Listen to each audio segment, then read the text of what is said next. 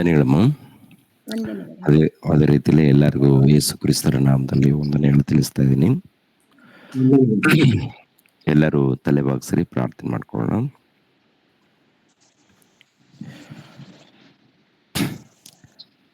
ಪ್ರಿಯ ಪರಲೋಕದಲ್ಲಿದ್ದಂಥ ನಮ್ಮ ತಂದೆಯ ದೇವರೇ, ಶ್ರೇಷ್ಠವಾದ ನಾಮಕ್ಕೆ ನಿಮಗೆ ಕೃತಜ್ಞತೆಗಳು, ಸ್ತೋತ್ರಗಳು ಸಮರ್ಪಿಸ್ತಾ ಇದ್ದೀನಿ ತಂದೆ. ಈ ಬೆಳಗಿನ ಜಾವದಲ್ಲಿ ನಿಮ್ಮೊಟ್ಟಿಗೆ ಮಾತನಾಡೋದಕ್ಕೆ ಅವಕಾಶವನ್ನು ಕಲ್ಪಿಸಿಕೊಟ್ಟಿದ್ದೀರಾ ತಂದೆ. ಅದೇ ರೀತಿಯಲ್ಲಿ ನಿಮ್ಮ ಮಕ್ಕಳಾಗಿರುವಂಥ ಎಲ್ಲರ ಜೊತೆಯಲ್ಲಿ ಒಂದು ಪ್ರಾರ್ಥನೆ ಕೂಟದಲ್ಲಿ ಭಾಗಿಯಾಗುವಂತೆ ಅವಕಾಶವನ್ನು ಕಲ್ಪಿಸಿಕೊಟ್ಟಿದ್ದೀರಾ ತಂದೆ. ಸ್ತೋತ್ರಗಳು, ಕೃತಜ್ಞತೆಗಳು. ನಿಮ್ಮ ವಾಕ್ಯಗಳನ್ನು ಬೋಧಿಸುವಾಗ ತಂದೆಯ ದೇವರೇ, ಪವಿತ್ರಾತ್ಮರ ಸಹಾಯವನ್ನು ದಯಪಾಲಿಸಿ. ಎಷ್ಟು ಮಂದಿ ನಿಮ್ಮ ಮಕ್ಕಳು ವಾಕ್ಯಗಳನ್ನು ತಿಳ್ಕೊಳ್ಳೋದಕ್ಕೆ ಸಿದ್ಧರಾಗಿದ್ದಾರೋ ಎಲ್ಲರನ್ನೂ ಬಲಪಡಿಸಿ. ಅದೇ ರೀತಿಯಲ್ಲಿ ಕಷ್ಟದಲ್ಲಿ, ದುಃಖದಲ್ಲಿ, ಬಾಧೆಯಲ್ಲಿದ್ದರೆ ಆ ಮಕ್ಕಳನ್ನು ಕಾಪಾಡಿ. ಅದೇ ರೀತಿಯಲ್ಲಿ ತಂದೆಯ ದೇವರೇ, ಅನಿಲ್ ಬ್ರದರ್ಗೋಸ್ಕರ, ಅದೇ ರೀತಿಯಲ್ಲಿ ಅರ್ಚನಾ ಸಿಸ್ಟರ್ಗೋಸ್ಕರ ಪ್ರಾರ್ಥಿಸ್ತಾ ಇದ್ದೀನಿ. ಮಕ್ಕಳನ್ನು ಆಶೀರ್ವದಿಸಿ. ಈ ದಿನ ಮಕ್ಕಳನ್ನು ತಂದೆಯ ದೇವರೇ ವಿವಾಹ ಮಾಡಿಕೊಂಡಿರುವಂಥ ದಿನವಾಗಿದೆ. ಈ ದಿನ ಇಬ್ಬರನ್ನು ಜೊತೆ ಮಾಡಿರುವಂಥ ದಿನವಾಗಿದೆ ತಂದೆ. ಅಂದಿನಿಂದ ಹಿಂದಿನ ತನಕ ನಿಮ್ಮ ಮಕ್ಕಳು ಒಗ್ಗಟ್ಟಾಗಿ ಒಂದಾಗಿ ಏಕ ಮನಸ್ಸಿನಿಂದ ಪ್ರಯಾಸ ಪಡ್ತಾ ಇದ್ದಾರೆ. ಈ ಜೀವಿತದಲ್ಲಿ ನಿಮ್ಮನ್ನು ಮಹಿಮೆ ಪಡಿಸಿಕೊಂಡು ಮುಂದೆ ನಡೀತಾ ಇದ್ದಾರೆ ತಂದೆ. ಮಕ್ಕಳನ್ನು ಇನ್ನೂ ಹೆಚ್ಚಾಗಿ ಆಶೀರ್ವದಿಸಿ. ನಿಮ್ಮ ವಾಕ್ಯಗಳನ್ನು ಬೋಧಿಸುವಾಗ ಸಹಾಯ ಮಾಡಿ. ಯೇಸು ಪವಿತ್ರ ನಾಮದಲ್ಲಿ ಬೇಡ್ತಾ ಇದ್ದೀನಪ್ಪ ತಂದೆಯೇ, ಆಮೇನ್. ಲೋಕರಕ್ಷಕನಾದ ಯೇಸು ಕ್ರಿಸ್ತರ ನಾಮದಲ್ಲಿ ನಿಮ್ಮೆಲ್ಲರಿಗೆ ನನ್ನ ಹೃದಯಪೂರ್ವಕದಿಂದ ವಂದನೆಗಳನ್ನು ತಿಳಿಸ್ತಾ ಇದ್ದೀನಿ. ನಾವು ಬರೆಯಲ್ಪಟ್ಟವರ ಅಥವಾ ವ್ಯರ್ಥವಾಗಿ ಈ ಲೋಕಕ್ಕೆ ಬಂದವರ ಎಂಬ ಅಂಶವನ್ನು ನಿಮ್ಮೊಟ್ಟಿಗೆ ಮಾತನಾಡ್ತಾ ಇದ್ದೀನಿ. ಬರೆಯಲ್ಪಟ್ಟವರ ಅಥವಾ ವ್ಯರ್ಥವಾಗಿ ಈ ಲೋಕಕ್ಕೆ ಬಂದವರ. ಪ್ರಿಯರಾದ ದೇವರ ಮಕ್ಕಳಿರ, ಈ ಮಾನವ ಸಮಾಜದಲ್ಲಿ ಕೆಲವರು ಮಾತನಾಡ್ತಾ ಇರ್ತಾರೆ, ಸುಮ್ಮನೆ ನಮ್ಮ ಈ ಮನುಷ್ಯನ ಯಾಕೆ ಹುಟ್ಟಿದಾನೋ ಗೊತ್ತಿಲ್ಲ, ವ್ಯರ್ಥವಾಗಿ ಹುಟ್ಟಿದ್ದಾನೆ. ಈ ಮನುಷ್ಯನು ಯಾಕೆ ಹುಟ್ಟಿದಾನೋ ಗೊತ್ತಿಲ್ಲ, ವ್ಯರ್ಥ. ಈ ಮನುಷ್ಯನು ಹುಟ್ಟಿದ್ದು ವ್ಯರ್ಥ ಅಂತೇಳಿ ಹೀಗೆ ಮಾತಾಡ್ತಾ ಇರ್ತಾರೆ. ಇನ್ನು ಕೆಲವರು ನಮ್ಮ ಜೀವನ ಯಾಕೆ, ಹೀಗೆ ಯೋಚನೆ ಮಾಡ್ತಾ ಇರ್ತಾರೆ. ನಮ್ಮ ಜೀವನ ವ್ಯರ್ಥವಾದಂಥ ಜೀವನ, ಈ ಲೋಕಕ್ಕೆ ಯಾಕೆ ಬಂದಿದ್ದೇವೆ, ಯಾಕೆ ಹುಟ್ಟಿದ್ದೇವೆ, ಎಲ್ಲ ಕಷ್ಟಗಳು, ಎಲ್ಲ ಬಾಧೆಗಳು, ಎಲ್ಲ ತೊಂದರೆಗಳು ಅಂತೇಳಿ. ಮತ್ತೆ ಕೆಲವರು ಹೀಗೆ ಮಾತಾಡ್ತಾ ಇರ್ತಾರೆ, ಎಲ್ಲ ನಮ್ಮ ಹಣೆ ಬರಹ, ಎಲ್ಲ ನಮ್ಮ ಹಣೆ ಬರಹ. ದೇವರು ಇದ್ದಾರೆ, ಆ ದೇವರು ನಮ್ಮನ್ನ ಹೀಗೆ ನಮ್ಮ ಹಣೆಯಲ್ಲಿ ಹೀಗೆ ಬರೆದಿದ್ದಾರೆ. ಆದ್ದರಿಂದ ನಮ್ಮ ಬದುಕುಗಳು ಈ ತರ ಇದೆ. ನಮ್ಮ ಹಣೆಯಲ್ಲಿ ಹೀಗೆ ಬರೆದಿದ್ದಾರೆ ಅಂತೇಳಿ ಮಾತನಾಡ್ತಾ ಇರ್ತಾರೆ. ಅಂದ್ರೆ ಕಷ್ಟದಲ್ಲಿ, ಬಾಧೆಗಳಲ್ಲಿ, ಈ ಲೋಕದಲ್ಲಿ ಯಾವುದೋ ಒಂದು ಸಮಸ್ಯೆಗಳಲ್ಲಿ ಸಿಕ್ಕಾಕೊಂಡಾಗ ಈ ಮಾತುಗಳನ್ನು ಬಳಸ್ತಾ ಇರ್ತಾರೆ. ಎಲ್ಲ ನಮ್ಮ ಹಣೆ ಬರಹ, ಎಲ್ಲ ನಮ್ಮ ಕರ್ಮ, ಏನ್ ಮಾಡೋದು. ಅಂದ್ರೆ ಈ ಜೀವಿತದಲ್ಲಿ ಕೆಲವು ಕಷ್ಟಗಳು, ಬಾಧೆಗಳು ಅನುಭವಿಸ್ತಾ ಇರ್ತಾರೆ ನೋಡಿ, ಪೇಚಾಡ್ತಾ ಇರ್ತಾರೆ. ತಮ್ಮಷ್ಟಕ್ಕೆ ಅವರು ಪೇಚಾಡ್ತಾ ಇರ್ತಾರೆ. ಇಲ್ಲ ಅಂದ್ರೆ ಇನ್ನೊಬ್ಬರ ಬಳಿಯಲ್ಲಿ ಮಾತಾಡ್ತಾ ಇರ್ತಾರೆ. ಏನ್ ಮಾಡೋದು? ಎಲ್ಲ ನಮ್ಮ ಹಣೆ ಬರಹ. ಆ ದೇವರು ನಮ್ಮ ಹಣೆ ಬರಹದಲ್ಲಿ ನಮ್ಮ ಹಣೆಯಲ್ಲಿ ಹೀಗೆ ಬರೆದಿದ್ದಾರೆ. ಅದಕ್ಕೆ ನಮ್ಮ ಜೀವನ ಹೀಗೆ ಇದೆ. ಕಷ್ಟದಲ್ಲಿ, ಬಾಧೆಯಲ್ಲಿ, ಅನಾರೋಗ್ಯದಲ್ಲಿ ಹೀಗೆ ಅಂತ. ನೋಡಿ ಜೀವಿತದಲ್ಲಿ ಅನೇಕರು ಅನುಭವಿಸ್ತಾ ಇರ್ತಾರೆ. ಆದ್ರೆ ಪ್ರತಿಯೊಬ್ಬರು ಯೋಚನೆ ಮಾಡಬೇಕು. ನಮ್ಮ ಹಣೆಬರಹದಲ್ಲಿ ಬರೆದ ಹಾಗೆ ನಮ್ಮ ಜೀವನ ನಡೀತಾ ಇದೆಯಾ? ದೇವರು ಹೀಗೆ ಬರೆದುಕೊಂಡಿದ್ದಾರಾ? ಎಲ್ಲರನ್ನು ಕುರಿತು ಬರೆದುಕೊಂಡಿದ್ದಾರಾ? ಕೆಲವರನ್ನು ಕುರಿತು ಬರೆದುಕೊಂಡಿದ್ದಾರಾ? ಅಂತೇಳಿ ಪ್ರತಿಯೊಬ್ಬರು ಯೋಚನೆ ಮಾಡಬೇಕು. ಅಂದ್ರೆ ಕೆಲವರು ಮಾತಾಡುವಂಥದ್ದು ಏನಪ್ಪಾ ಅಂದ್ರೆ, ನಮ್ಮ ಒಂದು ಜೀವಿತವನ್ನ ಕುರಿತು ಮುಂಚಿತವಾಗಿ ದೇವರು ಬರೆದುಕೊಂಡಿದ್ದಾರೆ. ಅದಕ್ಕೆ ನಾವು ಈ ತರ ಇದ್ದೀವಿ ಅಂತ. ಯಾವ ತರ? ಕೆಲವರು ಕುಡುಕರು ಇರ್ತಾರೆ. ಕೆಲವರು ಕುಡುಕರು. ಕುಡಿದು, ಕುಡಿದು, ಕುಡಿದು, ಕುಡಿದು ತಮ್ಮ ಜೀವಿತವನ್ನ ಹಾಳು ಮಾಡ್ಕೊಳ್ತಾರೆ. ಕುಟುಂಬದಲ್ಲಿ ಶಾಂತಿ ಇರಲ್ಲ. ಕುಟುಂಬದಲ್ಲಿ ಒಂದು ರೀತಿಯಲ್ಲಿ ಕಿರಿಕಿರಿ ಇರುತ್ತೆ, ಸಮಸ್ಯೆಗಳಿರುತ್ತೆ, ಗೊಂದಲ ಇರುತ್ತೆ. ಅದೇ ರೀತಿಯಲ್ಲಿ ಹೊರಗಡೆ ಕೂಡ ಅನೇಕ ಗಲಾಟೆಗಳು. ಹೊರಗಡೆ ಕೂಡ ಸಮಾಧಾನ ಇರಲ್ಲ. ಸ್ನೇಹಿತರ ಮಧ್ಯದಲ್ಲಿ. ಇಲ್ಲಾಂದ್ರೆ ಯಾವುದೋ ಒಂದು ಸಾಲ ಮಾಡ್ಕೊಂಡಿರ್ತಾರೆ. ಸಾಲ ಮಾಡ್ಕೊಂಡಾಗ ತೀರಿಸೋದಕ್ಕೆ ಆಗದೆ ಸಾಲದ ಮೇಲೆ ಸಾಲ, ಸಾಲದ ಮೇಲೆ ಸಾಲ ಮಾಡಿಕೊಂಡು ಈ ಕಡೆ ಆ ಕಡೆ ಅಲಿತಾ ಇರ್ತಾರೆ. ಈ ಊರಿಂದ ಆ ಊರಿಗೆ, ಆ ಊರಿಂದ ಇನ್ನೊಂದು ಊರಿಗೆ ಅಲಿದು ಅನೇಕ ಸಮಸ್ಯೆಗಳನ್ನ ತಂದುಕೊಂಡಿರ್ತಾರೆ. ಸಾಲದಲ್ಲಿರ್ತಾರೆ, ಕಷ್ಟದಲ್ಲೇ ಇರ್ತಾರೆ. ಆ ಸಮಸ್ಯೆಗಳನ್ನ ಪರಿಹಾರ ಮಾಡಿಕೊಳ್ಳೋದಕ್ಕೆ ಮತ್ತೊಂದು ಕಷ್ಟವನ್ನ ತಂದುಕೊಳ್ತಾ ಇರ್ತಾರೆ. ಇಲ್ಲಿಂದ ಅಲ್ಲಿಗೆ, ಅಲ್ಲಿಂದ ಇಲ್ಲಿಗೆ. ಕೊನೆಯದಾಗಿ ಯಾರ ಮೇಲೆ ಹಾಕ್ತಾರಂತ ನೋಡುವಾಗ, ಆ ದೇವ್ರ ಮೇಲೆ ಹಾಕ್ತಾರೆ. ಎಲ್ಲ ನನ್ನ ಹಣೆಬರಹ, ಆ ದೇವರು ನನ್ನ ಹಣೆಯಲ್ಲಿ ಹೀಗೆ ಬರೆದಿದ್ದಾರೆ. ಅದಕ್ಕೆ ನಂದೇನು ತಪ್ಪಿಲ್ಲ. ಆ ದೇವರು ಈ ತರ ಬರೆದಿದ್ದಾರೆ. ನನ್ನ ಜೀವನ ಹೀಗೆ ಇದೆ. ಬೀದಿಯಲ್ಲಿ ಅಲಿಯುವಂತವ್ರು, ಇಲ್ಲಾಂದ್ರೆ ಅಲ್ಲಲ್ಲಿ ಕಷ್ಟ ನಷ್ಟದಲ್ಲಿದ್ದವರು, ಈ ತರ ಜೀವಿತಗಳು ಇದ್ದಾಗ ಯಾವುದೇ ಆಗಿರ್ಬೋದು, ಕುಟುಂಬದಲ್ಲಾಗಿರ್ಬೋದು, ಹೊರಗಡೆ ಆಗಿರ್ಬೋದು, ಇಲ್ಲ ಗಂಡ ಹೆಂಡತಿ ಮಧ್ಯದಲ್ಲಿ ಒಂದು ಗಲಾಟೆಗಳು, ಶೋಧನೆಗಳು, ಹಿಂಸೆಗಳು ನಡೆದಾಗ ಅಲ್ಲೇ ಆಗಿರ್ಬೋದು. ಈ ಮನುಷ್ಯನ ಒಂದು ಜೀವಿತವನ್ನ ಕುರಿತು ಯೋಚನೆ ಮಾಡುವಾಗ, ಎಲ್ಲಾ ಕಡೆ ಪರಿಶೋಧನೆ ಮಾಡುವಾಗ ಈ ತರ ಮಾತಾಡ್ತಾ ಇರ್ತಾರೆ. ನಮ್ಮನ್ನು ಕುರಿತು ಮುಂಚಿತವಾಗಿ ಬರೆದುಕೊಂಡಿದ್ದಾರೆ. ನಮ್ಮ ಹಣೆಬರಹದಲ್ಲಿ ಕೂಡ ಬರೆದಿದ್ದಾರೆ ಮುಂಚಿತವಾಗಿ. ಆದ್ದರಿಂದ ಹೀಗಾಗುತ್ತೆ ಅಂತೇಳಿ ನಂದೇನಿಲ್ಲ. ಅವ್ರು ಏನ್ ಬರ್ದಿದ್ದಾರೋ ಅದ್ರ ಪ್ರಕಾರ ನಡೀತಾ ಇದೆ. ತಪ್ಪು ಮಾಡಿದ್ರು, ಪಾಪ ಮಾಡಿದ್ರು, ಕುಡಿದ್ರು, ಕಳ್ಳತನ ಮಾಡಿದ್ರು, ದೇವ್ರ ಮೇಲೆ ಹಾಕ್ತಾರೆ. ಕಳ್ಳತನ ಮಾಡೋನು ಕೂಡ ಏನಪ್ಪಾ ಅಂದ್ರೆ ನಂದೇನಿಲ್ಲ, ಎಲ್ಲ ಹಣೆಬರಹ. ಇನ್ನು ಕೆಲವರು ಜಾರರು, ನಂದೇನ್ ತಪ್ಪೇನಿಲ್ಲ, ಎಲ್ಲ ದೇವ್ರು ಈ ತರ ಬರ್ದಿದಾರ, ಅದಕ್ಕೆ ನಾನು ಈ ಕೆಲಸ ಮಾಡ್ತಾ ಇದ್ದೀನಿ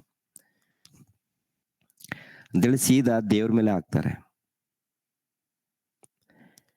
ಇಂಥ ಜೀವಿತ, ಇಂಥ ಒಂದು ಚಿಕ್ಕ ಚಿಕ್ಕ ಒಂದು ಘಟನೆಗಳು ನಮ್ಮ ಜೀವನದಲ್ಲಿ ಕೂಡ ನಡೆದಿರುತ್ತೆ. ಇಂಥ ಮಾತುಗಳು ಮಾತಾಡಿರ್ತೀವಿ ಯಾವುದೋ ಒಂದು ಸಂದರ್ಭದಲ್ಲಿ. ಅದು ನಿಜನಾ? ದೇವ್ರು ಹೀಗೆ ಬರೆದುಕೊಂಡಿದಾರ?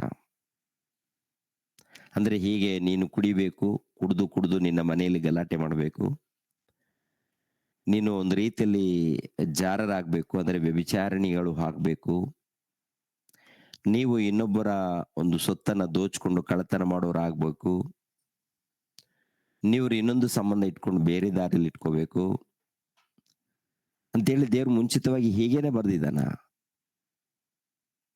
ಹೀಗೆ ಹಾಳಾಗ್ರಿ ಅಂತ ದೇವ್ರು ಬರ್ದಿದ್ದಾನ? ಜನರಲ್ ಆಗಿ ಪ್ರತಿಯೊಬ್ಬರು ಯೋಚನೆ ಮಾಡಿ. ಈ ಭೂಮಿಯ ಮೇಲೆ ಒಂದು 4 ಮಂದಿ ಮಕ್ಕಳಿದ್ದಾರೆ ಅಂತ ತಿಳ್ಕೊಳ್ಳಿ. ಒಬ್ಬ ತಂದೆ ತಾಯಿಗಳಿಗೆ ಮಕ್ಕಳು. 4 ಮಂದಿ ಮಕ್ಕಳ ವಿಷಯದಲ್ಲಿ ತಂದೆ ತಾಯಿಗಳು ಯೋಚನೆ ಹೇಗಿರುತ್ತೆ? ಒಬ್ಬನು ಕುಡುಕನಾಗ್ಲಿ, ಇನ್ನೊಬ್ಬನು ವ್ಯಭಿಚಾರಿಯಾಗ್ಲಿ, ಮತ್ತೊಬ್ಬನು ಕಳ್ಳನಾಗ್ಲಿ, 4 ಮಂದಿ ಇನ್ನೊಬ್ಬನು ನರಹಂತಕನಾಗ್ಲಿ ಅಂತೇಳಿ ಆ ತಂದೆ ತಾಯಿಗಳು ಇಷ್ಟಪಡ್ತಾರ? ಎಂಥ ಕಟುಕರಾದರೂ ಈ ರೀತಿ ಯೋಚನೆ ಮಾಡಲ್ಲ. ಭೂಮಿಯ ಮೇಲೆ ಮನುಷ್ಯರು ತಮ್ಮ ಮಕ್ಕಳನ್ನ ಹೆತ್ತಾಗ ಆ ಮಕ್ಕಳ ವಿಷಯದಲ್ಲಿ ಹೇಗೆ ಯೋಚನೆ ಮಾಡ್ತಾರೆ?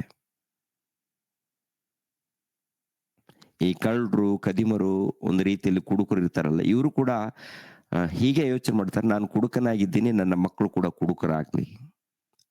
ನಾನು ವ್ಯಭಿಚಾರಿಯಾಗಿದ್ದೀನಿ, ನನ್ನ ಮಕ್ಕಳು ಕೂಡ ವ್ಯಭಿಚಾರಿಗಳಾಗ್ಲಿ. ಹೀಗೆ ಯಾರಾದ್ರೂ ಯೋಚನೆ ಮಾಡ್ತಾರಾ? ಇಲ್ಲ. ಅವರು ಕುಡುಕರಿದ್ರು, ಒಂದು ವೇಳೆ ಪಾಪದಲ್ಲಿದ್ರು, ಏನು ಯೋಚನೆ ಮಾಡ್ತಾರಂದ್ರೆ, ನನ್ನ ಮಕ್ಕಳು ಬುದ್ಧಿವಂತರಾಗಿರ್ಬೇಕು. ನಾನು ಮಾಡಿದ ರೀತಿಯಲ್ಲಿ ನನ್ನ ಮಕ್ಕಳು ಬರಕೂಡುದು. ನಾನು ಮಾಡಿದ ತಪ್ಪು, ನಾನು ಮಾಡಿದ ಒಂದು ಪಾಪಗಳು ನನ್ನ ಮಕ್ಕಳು ಮಾಡಕೂಡುದು ಅಂತೇಳಿ ತಂದೆ ತಾಯಿಗಳು ಮಕ್ಕಳ ವಿಷಯದಲ್ಲಿ ಯೋಚನೆ ಮಾಡ್ತಾರೆ, ಪ್ರಾರ್ಥನೆ ಮಾಡ್ತಾರೆ. ತಮ್ಮ ತಮ್ಮ ದೇವತೆಗಳಿಗೆ ಅವರು ವಿಜ್ಞಾಪನೆ ಮಾಡ್ತಾ ಇರ್ತಾರೆ. ದೇವ್ರೇ, ನಮ್ಮ ಮಕ್ಕಳು ಒಳ್ಳೆ ರೀತಿಯಿಂದ ಬೆಳಿಬೇಕು ದೇವ್ರೇ. ನಮ್ಮ ಹಾಗೆ ಇರೋದು ಬೇಡ ದೇವ್ರೇ. ಅವ್ರನ್ನ ಕಾಪಾಡಿ ದೇವ್ರೆ ಅಂತೇಳಿ ಒಬ್ಬ ಮನುಷ್ಯ ಹೀಗೆ ಪ್ರಾರ್ಥನೆ ಮಾಡ್ತಾನೆ, ಹೀಗೆ ಯೋಚನೆ ಮಾಡ್ತಾನೆ. ಕೇವಲ ಒಬ್ಬ ಮನುಷ್ಯನೇ ಹೀಗೆ ಯೋಚನೆ ಮಾಡುವಾಗ ಪರಲೋಕದಲ್ಲಿದ್ದಂಥ ದೇವರು ಹಾಗೆ ಯೋಚನೆ ಮಾಡಿ ನಮ್ಮ ಹಣೆ ಬರಹಗಳಲ್ಲಿ ಬರಿತಾನ? ಕೆಟ್ಟೋಗ್ರಿ ಅಂತ ಬರಿತಾನ? ಕುಡುಕರಾಗ್ಲಿ ಅಂತ ಬರಿತಾನ? ಇನ್ನೊಂದು ತಪ್ಪುಗಳನ್ನ ಮಾಡ್ಕೊಂಡು ಜೀವನ ಮಾಡ್ಲಿ ಅಂತ ಬರಿತಾನ? ಇಲ್ಲ ಪ್ರಿಯರೇ, ಹಾಗೆ ಬರೆಯಲ್ಲ. ದೇವರು ಹಾಗೆ ಬರೆಯಲ್ಲ.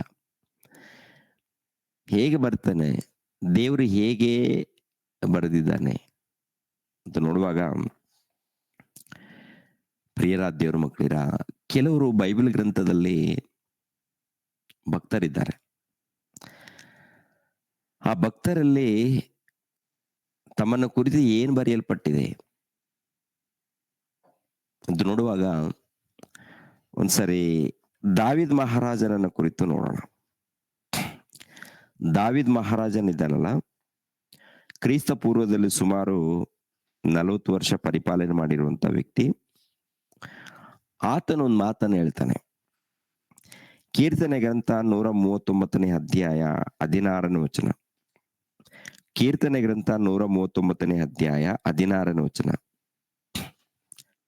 ನಾನು ಇನ್ನೂ ಕೇವಲ ಪಿಂಡವಾಗಿರುವಾಗ ನಿನ್ನ ಕಣ್ಣುಗಳು ನನ್ನನ್ನು ನೋಡಿದವು. ನನ್ನ ಆಯುಷ್ಕಾಲದ ಪ್ರಥಮ ದಿನವು ಪ್ರಾರಂಭವಾಗುವ ಮೊದಲೇ ಅದರ ಎಲ್ಲಾ ದಿನಗಳು ನಿನ್ನ ಪುಸ್ತಕದಲ್ಲಿ ಬರೆಯಲ್ಪಟ್ಟವು. ಸಾಕು. ನೋಡಿ, ನಾನು ಇನ್ನೂ ಕೇವಲ ಪಿಂಡವಾಗಿರುವಾಗ ನಿನ್ನ ಕಣ್ಣುಗಳು ನನ್ನನ್ನು ನೋಡಿದವು. ನನ್ನ ಆಯುಷ್ಕಾಲದ ಪ್ರಥಮ ದಿನವು ಪ್ರಾರಂಭವಾಗುವ ಮೊದಲೇ ಅದರ ಎಲ್ಲಾ ದಿನಗಳು ನಿನ್ನ ಪುಸ್ತಕದಲ್ಲಿ ಬರೆಯಲ್ಪಟ್ಟವು ಅಂತಾರೆ. ಎಲ್ಲಾ ದಿನಗಳು ಅಂದ್ರೆ ನಮ್ಮ ಎಲ್ಲಾ ದಿನಗಳು ಬರೆಯಲ್ಪಟ್ಟಿದೆ. ಎಲ್ಲಾ ದಿನಗಳಂದ್ರೆ ಪ್ರಿಯರಾದ ದೇವ್ರ ಮಕ್ಕಳಿರ, ಗಮನಿಸ್ರಿ. ನೀವು ಈ ಲೋಕದಲ್ಲಿ ಯಾವ ಪ್ರಾಂತದಲ್ಲಿ ಹುಟ್ಟಬೇಕು ಅಂತ ಮೊದಲನೇದಾಗಿ, ಎಲ್ಲಿ ಹುಟ್ಟಬೇಕು, ಯಾರ ತಂದೆ ತಾಯಿಗಳ ಗರ್ಭದಲ್ಲಿ, ಅದು ಬರೆದಿದ್ದಾರೆ. ಆ ನಂತರ ಸ್ತ್ರೀಯಾಗಿ ಹುಟ್ಟಬೇಕಾ ಅಥವಾ ಪುರುಷನಾಗಿ ಹುಟ್ಟಬೇಕಾ, ಹೆಣ್ಣು ಅಥವಾ ಗಂಡು, ಹೆಣ್ಣಾಗಿ ಹುಟ್ಟಬೇಕಾ ಗಂಡಾಗಿ ಹುಟ್ಟಬೇಕಾ, ಅದು ಕೂಡ ದೇವರು ನಿರ್ಣಯ ಮಾಡಿರುವಂಥದ್ದು. ಮೂರನೇದಾಗಿ ಈ ಲೋಕದಲ್ಲಿ ಬದುಕು ಎಷ್ಟು ಕಾಲ, ಜನನ ಮರಣ, ಜನನ ಮರಣ, ಅದನ್ನು ಬರೆದಿದ್ದಾರೆ. ಇಂಥ ದಿನ ಜನನ ಆಗ್ಬೇಕು, ಇಂಥ ದಿನ ಮರಣ ಆಗ್ಬೇಕು. ಈ ಜನನ ಮರಣ ಮಧ್ಯಕಾಲದಲ್ಲಿ ಇದೆಯಲ್ಲ, ಈ ಜನನ ಮರಣ ಮಧ್ಯಕಾಲದಲ್ಲಿ ಇದ್ದಂಥ ದಿನಗಳು ಸ್ವಾತಂತ್ರ್ಯವನ್ನು ಕೊಟ್ಟಿದ್ದಾರೆ. ಸ್ವಾತಂತ್ರ್ಯವನ್ನು ಕೊಟ್ಟಿದ್ದಾರೆ. ಸ್ವಾತಂತ್ರ್ಯವನ್ನು ಕೊಟ್ಟು ಮೊದಲನೇದಾಗಿ ಬರೆದುಕೊಂಡಿದ್ದಾರೆ. ಏನ್ ಬರೆದುಕೊಂಡಿದ್ದಾರೆ ಅಂತ ನೋಡುವಾಗ, ನನ್ನ ಮಕ್ಕಳು ಪರಿಶುದ್ಧರಾಗಿ, ನೀತಿವಂತರಾಗಿ, ಭಕ್ತರಾಗಿ ಈ ಲೋಕದಲ್ಲಿ ಜೀವಿಸಬೇಕು ಅಂತ. ಈ ಲೋಕದಲ್ಲಿ ಭಕ್ತರಾಗಿ ನೀತಿವಂತರಾಗಿ ಜೀವಿಸ್ಬೇಕನ್ನೋದೇ ದೇವ್ರ ಉದ್ದೇಶ. ಎಲ್ಲಾರ ಅಂತ ನೋಡುವಾಗ ಎಲ್ಲಾರವನ್ನು ಕುರಿತು, ಈ ಭೂಮಿ ಮೇಲೆ ಎಷ್ಟು ಮಂದಿ ಮಾನವರಿದ್ದಾರೋ ಎಲ್ಲಾ ಮಾನವರನ್ನ ಕುರಿತು ದೇವ್ರು ಏನ್ ಬರ್ಕೊಂಡಿದ್ದಾರೆ ಅಂದ್ರೆ ಜನನ, ಮರಣ, ಆಮೇಲೆ ಮದುವೆ ಇರುತ್ತೆ. ಮದುವೆ ಕಾರ್ಯಕ್ರಮ ಕೂಡ ಇಂಥವ್ರು ಮದುವೆ ಮಾಡ್ಕೊಳ್ಬೇಕಂತೇಳಿ ಮುಂಚಿತವಾಗಿ ಅದು ಕೂಡ ಬರ್ದುಕೊಂಡಿರ್ತಾರೆ. ಎರಡನೇದ ಈ ಜೀವಿತ ಇದೆಯಲ್ಲ, ಇದು ಸ್ವಾತಂತ್ರ್ಯವನ್ನ ಕೊಟ್ಟಿದ್ದಾರೆ. ಸ್ವಾತಂತ್ರ್ಯವನ್ನ ದೇವ್ರ ಕೋರಿಕೆ ಏನಪ್ಪಾ ಅಂದ್ರೆ, ನನ್ನ ಮಕ್ಕಳಾಗಿರುವಂತ ನೀವು ಭಕ್ತರಾಗಿ ನೀತಿವಂತರಾಗಿ ನನ್ನ ಮಾರ್ಗದಲ್ಲಿ ನಡಿಬೇಕು ಅಂತೇಳಿ ದೇವರು ಬರೆದುಕೊಂಡಿರುವಂಥದ್ದು. ಆ ಮಾತು ಎಲ್ಲಿರುತ್ತೆ ಅಂತ ನೋಡುವಾಗ ಎಫೆಸದವರಿಗೆ ಬರೆದ ಪತ್ರಿಕೆ 1ನೇ ಅಧ್ಯಾಯ 4ನೇ ವಚನದಿಂದ 6ನೇ ವಚನವನ್ನು ನೋಡಿ ಪ್ರಿಯರೇ. 4ನೇ ವಚನದಿಂದ 6ನೇ ವಚನದವರೆಗೆ ನೋಡಿ ಪ್ರಿಯರೇ. ಕ್ರಿಸ್ತ ಯೇಸುವಿನಲ್ಲಿ ಹೇಗೆಂದರೆ ನಾವು ಹೇಗೆಂದರೆ ನಾವು ಪ್ರೀತಿಯಲ್ಲಿ ಆತನ ಸನ್ನಿಧಿಯಲ್ಲಿ ಪರಿಶುದ್ಧರು, ಒಬ್ಬರು ನಾನು ಓದ್ತೀನಿ ನೋಡಿ. ಹೇಗೆಂದರೆ ನಾವು ಪ್ರೀತಿಯಲ್ಲಿ ನಡೆದು ಆತನ ಸನ್ನಿಧಿಯಲ್ಲಿ ಪರಿಶುದ್ಧರು ದೋಷವಿಲ್ಲದವರು ಆಗಿರಬೇಕೆಂದು ನಮ್ಮನ್ನು ಜಗದುತ್ಪತ್ತಿಗೆ ಮುಂಚೆ ಕ್ರಿಸ್ತನಲ್ಲಿ ಆರಿಸಿಕೊಂಡನು. ಜಗದುತ್ಪತ್ತಿಗೆ ಮುಂಚೆ ಕ್ರಿಸ್ತನಲ್ಲಿ ಆರಿಸಿಕೊಂಡನು. ಯಾರನ್ನ ಆರಿಸಿಕೊಂಡಿದ್ದಾನೆ? ಎಲ್ಲರನ್ನ, ಕೆಲವರನ್ನ ಅಂತ ನೋಡುವಾಗ ಎಲ್ಲರನ್ನೂ ಆರಿಸಿಕೊಂಡ. ಈ ಲೋಕದಲ್ಲಿ ಒಬ್ಬ ಮನುಷ್ಯನು ಹುಟ್ಟಿದ್ದಾನಂದ್ರೆ, ಈ ಲೋಕದಲ್ಲಿ ಒಬ್ಬ ಮನುಷ್ಯನು ಜನ ನಡೆದಿದೆ ಅಂದ್ರೆ ಅದು ದೇವರ ಕೃಪೆ ಮೂಲಕ. ದೇವರು ತನ್ನ ಗ್ರಂಥದಲ್ಲಿ ಬರೆದುಕೊಂಡಿರುವುದರಿಂದ ಇಂತಿಂತ ತಂದೆ ತಾಯಿಗಳ ಗರ್ಭದಲ್ಲಿ ನಾವು ಹುಟ್ಟಿದ್ದೀವಿ. ದೇವರ ಸಂಕಲ್ಪ ಏನಿದೆ ಅಂತ ನೋಡುವಾಗ ದೇವರು ಪರಿಶುದ್ಧನು, ದೇವರ ಮಕ್ಕಳಾಗಿರುವಂತ ನಾವು ಪರಿಶುದ್ಧರಾಗಿರ್ಬೇಕು. ದೇವರು ನೀತಿವಂತನು, ದೇವರು ಕರುಣಾ ಸ್ವರೂಪನು, ದಯಾಸಾಗರನು. ಆತನಲ್ಲಿದ್ದಂತ ಆ ಗುಣಗಳಿದೆ ನೋಡಿ, ಪ್ರತಿಯೊಬ್ಬರಲ್ಲಿ ಇರಬೇಕು ಅನ್ನೋದೇ ದೇವ್ರ ಉದ್ದೇಶ, ದೇವ್ರ ಕೋರಿಕೆ. ಆ ಕೋರಿಕೆ ಮೇರೆಗೆ ಈ ಲೋಕದಲ್ಲಿ ಮನುಷ್ಯನಿಗೆ ಜೀವಿತ ಕಾಲವನ್ನು ಕೊಟ್ಟಿದ್ದಾನೆ. ಸ್ತ್ರೀ ಪುರುಷರಿಗೆ ಅವರಿಂದ ಎದುರು ನೋಡುವಂಥದ್ದು ಈ ಗುಣಗಳು. ಅವರಿಂದ ಎದುರು ನೋಡುವಂಥದ್ದು ಯಾವ ಗುಣಗಳು? ಇಂಥ ಒಳ್ಳೆ ಗುಣಗಳು. ಇವಾಗ ಪ್ರತಿ ತಂದೆ ತಾಯಿಗಳು ಮಕ್ಕಳ ವಿಷಯದಲ್ಲಿ ಎದುರು ನೋಡುವಂಥದ್ದು ಏನಪ್ಪಾ ಅಂದ್ರೆ ಒಳ್ಳೆ ರೀತಿಯಲ್ಲಿ. ಒಬ್ಬ ರೈತ ಹೊಲದಲ್ಲಿ ಬೆಳೆ ಹಾಕ್ತಾನೆ. ಹೊಲದಲ್ಲಿ ಬೆಳೆ ಹಾಕಿದಾಗ ಆ ಬೆಳೆಯಿಂದ ಏನ್ರಿ ಒಬ್ಬ ರೈತನು ಎದುರು ನೋಡುವಂಥದ್ದು ಏನಪ್ಪಾ ಅಂದ್ರೆ ಎಲ್ಲಾ ಬೆಳೆ, ಎಲ್ಲಾ ಗಿಡಗಳು, ಎಷ್ಟು ಗಿಡಗಳಿದೆಯೋ ಎಲ್ಲಾ ಗಿಡಗಳು 100ರಷ್ಟು ಪ್ರತಿಫಲ ಕೊಡಬೇಕು ಅಂತ ಎದುರು ನೋಡ್ತಾನೆ. ಎಷ್ಟು? ಎಲ್ಲಾ ಗಿಡಗಳು 100ರಷ್ಟು ಪ್ರತಿಫಲ ಕೊಡಬೇಕು, ಯಾವ ರೋಗ ಇರಬಾರ್ದು, ಆರೋಗ್ಯವಾಗಿ ಒಳ್ಳೆ ಫಲ ಕೊಡಬೇಕು, ನೋಡೋದಕ್ಕೆ ರಮ್ಯವಾಗಿ ಕಾಣಬೇಕು, ಊಟ ಮಾಡುವಾಗ ರುಚಿಯಾಗಿರ್ಬೇಕು, ಆರೋಗ್ಯ ಕೊಡಬೇಕು, ಬಹಳ ಪ್ರತಿಫಲ ಕೊಡಬೇಕು ಅಂತೇಳಿ ಒಬ್ಬ ರೈತನು ಎದುರು ನೋಡ್ತಾನ. ಇದೆಲ್ಲ ಕೂಡ ಪ್ರತಿಯೊಬ್ಬರ ಮಧ್ಯದಲ್ಲಿ ನಡೆಯುತ್ತಾ? ಆದ್ರೆ ಗಿಡಗಳು ರೋಗದಲ್ಲಿ ಇರ್ತಾವ ಅಥವಾ ಫಲ ಕಡಿಮೆ ಕೊಡುತ್ತಾ ಜಾಸ್ತಿ ಕೊಡುತ್ತಾ ಅನ್ನೋದನ್ನ ಆಮೇಲೆ ಗೊತ್ತಾಗತ್ತೆ. ಈತನ ಎದುರು ನೋಡೋದು ಮಾತ್ರ ಹೀಗೇನೆ. ಪ್ರತಿ ರೈತರು, ಪ್ರತಿ ವ್ಯವಸಾಯ ಮಾಡುವಂತ ಪ್ರತಿಯೊಬ್ಬರು ಕೂಡ ಎದುರು ನೋಡುವಂಥದ್ದು ಏನಪ್ಪಾ ಅಂದ್ರೆ 100ರಷ್ಟು ಪ್ರತಿಫಲ ನೋಡ್ತಾರೆ. ಇವಾಗ ದೇವರ ಆಸೆ ಕೂಡ ಏನಪ್ಪಾ ಅಂದ್ರೆ ಪ್ರತಿಯೊಬ್ಬರಲ್ಲೂ ಕೂಡ 100ರಷ್ಟು ಪ್ರತಿಫಲ ಕಾಣಬೇಕು. ಅಂದ್ರೆ ಆತ್ಮಿಕವಾಗಿ ಪ್ರತಿಯೊಬ್ಬರು ಬದುಕಬೇಕನ್ನೋದೇ ದೇವ್ರ ಉದ್ದೇಶ. ದೇವ್ರು ಇವನು ಬಂದು ಕುಡುಕನಾಗ್ಲಿ, ಅವನು ವ್ಯಭಿಚಾರಿ ಆಗ್ಲಿ, ಅವನು ನರಕಕ್ಕೆ ಹೋಗ್ಲಿ ಅಂತೇಳಿ ದೇವ್ರು ಯಾವತ್ತೂ ಕೋರಿಕೊಳ್ಳಲ್ಲ. ಆದ್ರೆ ಸ್ವಾತಂತ್ರ್ಯವನ್ನು ಕೊಟ್ಟಿದ್ದಾನೆ. ಈ ಲೋಕದಲ್ಲಿ ಸ್ವಾತಂತ್ರ್ಯವನ್ನು ಕೊಟ್ಟಿದ್ದಾನೆ. ಏದೆನ್ ತೋಟದಲ್ಲಿ ದೇವರು ಸ್ತ್ರೀ ಪುರುಷರನ್ನು ಉಂಟು ಮಾಡಿದ ಮೇಲೆ ಅವ್ರಿಗೆ ಸ್ವಾತಂತ್ರ್ಯ ಇದೆ. ಅವರು ಸ್ವತಂತ್ರವಾಗಿ ಜೀವಿಸುವಂತ ಹಕ್ಕಿದೆ. ಏದೆನ್ ತೋಟದಲ್ಲಿ ಏನ್ ಬೇಕಾದ್ರೂ ತಿನ್ಬೋದು, ಯಾವ ಹಣ್ಣುಗಳಾದ್ರೂ ತಿನ್ಬೋದು. ಇನ್ನೊಂದೇನಪ್ಪಾ ಅಂದ್ರೆ ಒಳ್ಳೆದರ ಕೆಟ್ಟದರ ಹರವನ್ನು ಹುಟ್ಟಿಸುವಂತ ಹಣ್ಣನ್ನು ಕೂಡ ಹಾಕಿದ್ದಾರೆ. ಇದನ್ನ ಮುಟ್ಟಬಾರದು ಅಂತ ಹೇಳ್ತಾರೆ. ದೇವ್ರೇನಪ್ಪಾ ಅಂದ್ರೆ ಇದನ್ನ ಮುಟ್ಟಕ್ ಹೋಗ್ಬೇಡಿ, ತಿನ್ನಕ್ ಹೋಗ್ಬೇಡಿ, ತಿಂದ್ರೆ ನೀವು ಸತ್ತೋಗ್ತೀರಾ, ತಿಂದ್ರೆ ನೀವು ಸಾಯ್ತೀರಾ ಅಂತೇಳಿ ದೇವ್ರು ಏನ್ ಮಾಡಿದಾರೆ ಅಂದ್ರೆ ಎಚ್ಚರಿಕೆ ಹೇಳಿದ್ದಾರೆ. ತಿಂದ್ರೆ ಇಂಥದ್ದಾಗುತ್ತೆ ಅಂತ ಮುಂಚಿತವಾಗಿ ಹೇಳಿದ್ದಾರೆ. ಇವರಿಗೆ ಸ್ವಾತಂತ್ರ್ಯವನ್ನ ಕೊಟ್ಟಿದ್ದಾರೆ. ತಿನ್ಬೇಕಾ ತಿನ್ಬಾರ್ದ ಅನ್ನೋದನ್ನ ಇವಾಗ ಅವ್ರಿಗೆ ಬಿಟ್ಟಿದ್ದು. ಅವ್ರೇನ್ ಮಾಡಿದ್ದಾರೆ ಅಂತ ನೋಡುವಾಗ ಎಲ್ಲಾ ರುಚಿ ನೋಡಿದ್ದಾರೆ, ಕೊನೆಯದಾಗಿ ಇದನ್ನು ಕೂಡ ನೋಡೋಣ ಅಂತೇಳಿ ದೇವ್ರು ಹೇಳಿರುವಂತ ಮಾತನ್ನ ತಿರಸ್ಕರಿಸಿದ್ದಾರೆ. ದೇವ್ರು ಹೇಳಿರುವಂತ ಮಾತನ್ನ, ದೇವ್ರು ಕೊಟ್ಟಂತ ಆಜ್ಞೆಯನ್ನು ಅವ್ರು ಏನ್ ಮಾಡಿದ್ದಾರೆ ಅಂದ್ರೆ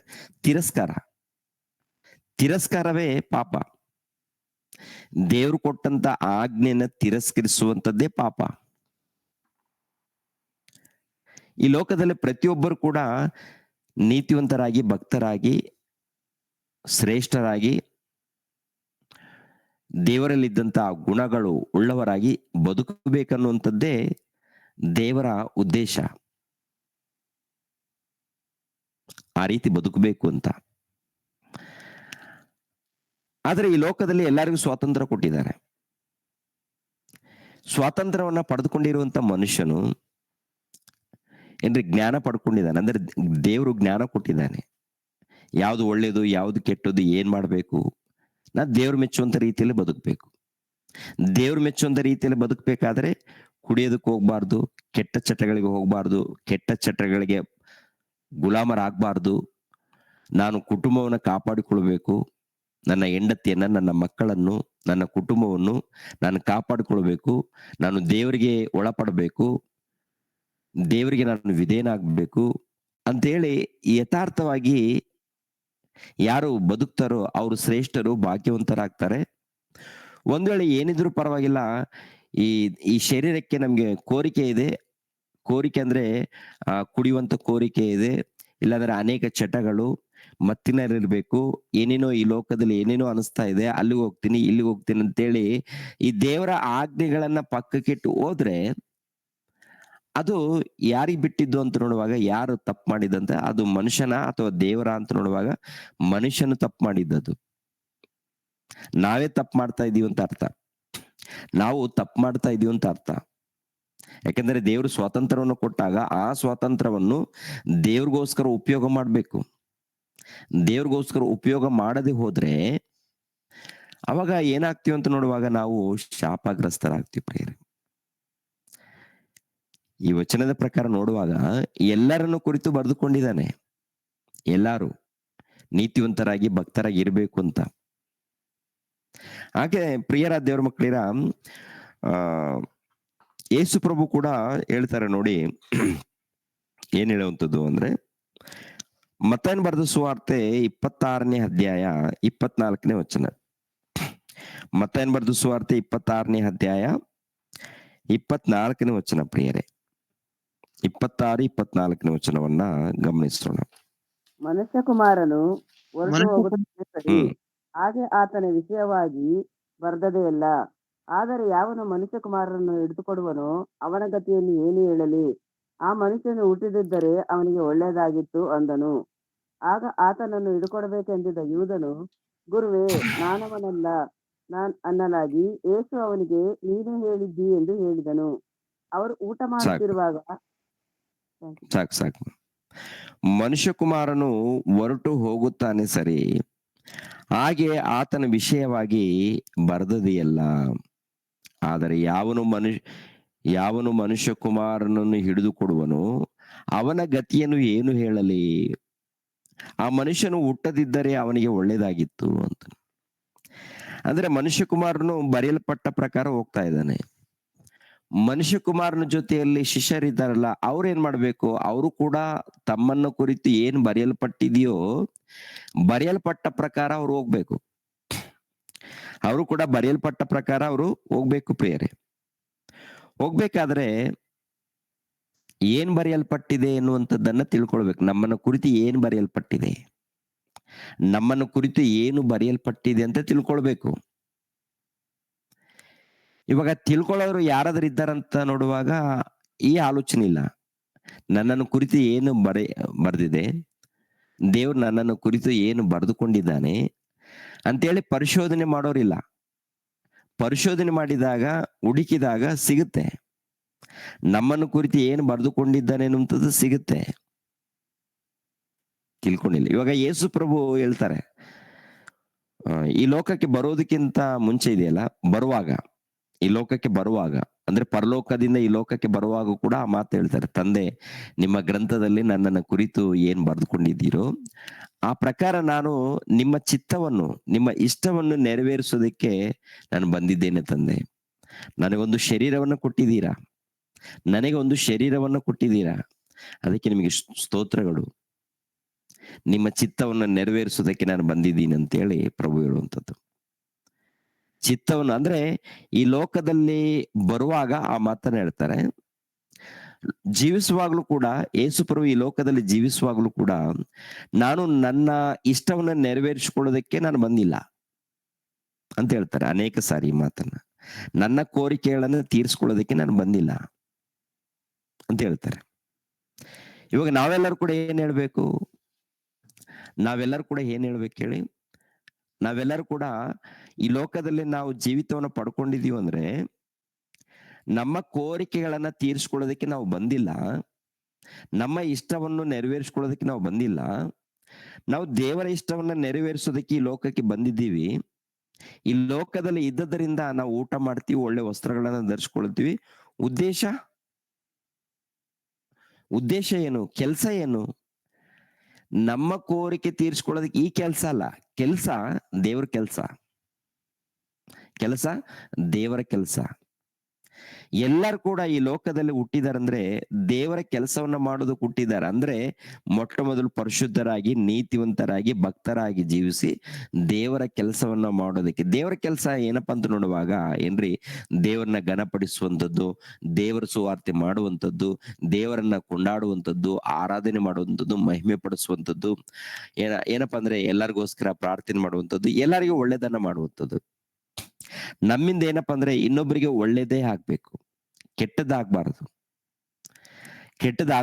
ಒಳ್ಳೇದೇ ಆಗ್ಬೇಕು. ಇವಾಗ ಯೇಸು ಪ್ರಭು ತಂದೆಯಾದ ದೇವರು ಏನ್ ಬರೆದುಕೊಂಡಿದ್ದಾರೋ ತಮ್ಮ ಗ್ರಂಥದಲ್ಲಿ ಆ ಪ್ರಕಾರ ಪ್ರಭು ಬದುಕಿದ್ದಾರೆ. ಅದೇ ಪ್ರಕಾರ ಶಿಷ್ಯರು ಕೂಡ ಬದುಕಬೇಕಂತೇಳಿ ದೇವರು ಮುಂಚಿತವಾಗಿ ಹೇಳ್ತಾರೆ, ನಿಮ್ಮನ್ನು ಕುರಿತು ಗ್ರಂಥದಲ್ಲಿ ಬರೆಯಲ್ಪಟ್ಟಿದೆ ಅಂತ. ಇಸ್ಕರಿಯೋತ್ ಯೂದನ ಬಗ್ಗೆ ಕೂಡ ಬರೆಯಲ್ಪಟ್ಟಿಲ್ವಾ? ಇಸ್ಕರಿಯೋತ್ ಯೂದನ್ ಇದ್ದಾನಲ್ಲ, ಈ ಇಸ್ಕರಿಯೋತ್ ಯೂದನು ಸಿಲುಬೆಗೆ ಒಪ್ಪಿಸ್ಬೇಕಂತೇಳಿ ತಂದೆಯಾದ ದೇವರು ಮುಂಚಿತವಾಗಿ ಏನಾದ್ರು ಬರೆದುಕೊಂಡಿದ್ದಾನ? ಇಸ್ಕರಿಯೋತ್ ಯೂದನು ದಾರಿ ತಪ್ತಾನೆ, ಹಾಗೆ ಬರೆದುಕೊಂಡಿಲ್ಲ, ದೇವರು ಹಾಗೆ ಬರೆದುಕೊಳ್ಳಲ್ಲ. ಆದ್ರೆ ಭವಿಷ್ಯತ್ ಜ್ಞಾನ ದೇವ್ರಿಗೆ ಗೊತ್ತಿರುತ್ತೆ. ಪ್ರಾರಂಭದಲ್ಲಿ ಎಲ್ಲರನ್ನು ಕುರಿತು ಒಂದೇ ಆಲೋಚನೆ, ಪರಿಶುದ್ಧರಾಗಿ, ನೀತಿವಂತರಾಗಿ, ತಪ್ಪು ಮಾಡಬಾರದು ಅಂತ. ಪ್ರಿಯರ ದೇವ್ರ ಮಕ್ಕಳಿರ, ಪ್ರಭು ತನ್ನ ಜೀವಿತದಲ್ಲಿ ನೋಡುವಾಗ ದೇವರ ಇಷ್ಟವನ್ನ ನೆರವೇರಿಸೋದಕ್ಕೆ ಅವರು ಪ್ರಯಾಸ ಪಡ್ತಾರೆ. ಅವರು ಯಥಾರ್ಥವಾಗಿ ಬದುಕಿರುವುದರಿಂದ ಈ ಲೋಕದಲ್ಲಿ ನಿನಗೂ ನನಗೂ ರಕ್ಷಣೆ ಬಂದಿದೆ. ಯಾಕೆಂದ್ರೆ ನಾವೆಲ್ಲರೂ ಕೂಡ ಅಂಧಕಾರದಲ್ಲಿ, ಪಾಪದಲ್ಲಿ, ಅಪರಾಧಗಳಲ್ಲಿ ಒಂದು ಕಾಲದಲ್ಲಿ ಇದ್ದು ನಮ್ಮ ಜೀವಿತಗಳು ಭಯಂಕರ ಜೀವಿತದಲ್ಲಿ ಇದ್ದು ನಾಶನಕ್ಕೆ ಹೋಗುವಂತ ದಾರಿಯಲ್ಲಿ ಇತ್ತು. ಹೌದಲ್ಲ? ಒಂದು ಕಾಲದಲ್ಲಿ ಏನಪ್ಪಾ ಅಂದ್ರೆ ದೇವರನ್ನ ತಿಳಿಯದ ದಿನಗಳು, ದೇವರನ್ನು ತಿಳಿಯದೇ ಇದ್ದಾಗ ಅನೇಕ ಚಟಗಳು, ಅನೇಕ ಈ ಲೋಕಕ್ಕೆ ಸಂಬಂಧಪಟ್ಟಂತ ಕಾರ್ಯಕ್ರಮಗಳು ಇದೆ ಪ್ರಿಯರೇ. ಈ ಲೋಕಕ್ಕೆ ಸಂಬಂಧಪಟ್ಟಂತ ಕಾರ್ಯಕ್ರಮದಲ್ಲಿ ನೋಡುವಾಗ ಏನಿದೆ? ಸುಖ ಇಲ್ಲ. ಏನೋ ತಿಂತಾ ಇದ್ದೀವಿ, ಕುಡಿತಾ ಇದ್ದೀವಿ, ಎಂಜಾಯ್ ಮಾಡ್ತಾ ಇದ್ದೀವಿ, ಹಾಗೆ ನಮ್ಮ ಜೀವಿತ ಕಳೆದಿದೆ. ಅದ್ರಲ್ಲಿ ನೋಡುವಾಗ ಈ ಶರೀರದಲ್ಲಿ ಆರೋಗ್ಯವಿಲ್ಲ, ಅಂದ್ರೆ ಸ್ನೇಹಿತರ ಮಧ್ಯದಲ್ಲಿ, ಸಂಬಂಧಿಕರ ಮಧ್ಯದಲ್ಲಿ ಸುಖ ಇಲ್ಲ, ನೆಮ್ಮದಿ ಇಲ್ಲ, ಹೊರಗಡೆ ಹೋದ್ರೆ ನೆಮ್ಮದಿ ಇಲ್ಲ. ಏನಿದೆ ಜೀವನದಲ್ಲಿ ಅಂತ ನೋಡುವಾಗ ಏನೂ ಇಲ್ಲ. ನಿಜವಾದ ಜೀವನ ಯಾರ ಮೂಲಕ ಗೊತ್ತಾಗಿದೆ ಅಂತ ನೋಡುವಾಗ ದೇವರ ಮೂಲಕ, ಯೇಸು ಕ್ರಿಸ್ತರ ಮೂಲಕ. ಆ ಯೇಸು ಕ್ರಿಸ್ತರು ನಮ್ಮೆಲ್ಲರಿಗೋಸ್ಕರ ಪ್ರಾಣ ತ್ಯಾಗ ಮಾಡಿರುವುದರಿಂದ, ಸಿಲುಬೆ ಮರಣವನ್ನು ಹೊಂದಿರುವುದರಿಂದ, ಸಿಲುಬೆ ಶ್ರಮವನ್ನು ಅನುಭವಿಸಿ ನಮ್ಮೆಲ್ಲರಿಗೋಸ್ಕರ ರಕ್ಷಣೆ ಮಾರ್ಗವನ್ನು ಕೊಟ್ಟಿರುವುದರಿಂದ ಈ ಲೋಕದಲ್ಲಿ ನಾವೆಲ್ಲರೂ ಕೂಡ ಕ್ರಿಸ್ತನ ಮಾರ್ಗದಲ್ಲಿ ಬಂದಿದ್ವಿ. ಈ ಮಾರ್ಗ ಅದ್ಭುತವಾದಂತ ಮಾರ್ಗ, ದೇವರ ಮಾರ್ಗ, ಈ ಜನನ ಯಾಕೆ ಎನ್ನುವಂಥದ್ದು ತಿಳಿಸುವಂತ ಮಾರ್ಗ. ಈ ಲೋಕದಲ್ಲಿ ಜನನ ಯಾಕೆ, ಮರಣ ಯಾಕೆ, ಜೀವಿತ ಯಾಕೆ, ಮಾನವ ಜನ್ಮ ಯಾಕೆ, ಯಾಕೆ ಹುಟ್ಟಿದ್ದೀವಿ, ಹುಟ್ಟೋದಕ್ಕೆ ಕಾರಣವೇನು, ನಾವು ಹೇಗೆ ಬದುಕಬೇಕು ಅಂತೇಳಿ ತಿಳಿಸುವಂತ ಮಾರ್ಗ ಇದು ಸತ್ಯವೇದ ಮಾರ್ಗ. ಪ್ರತಿಯೊಂದು ತಿಳಿಸುತ್ತೆ.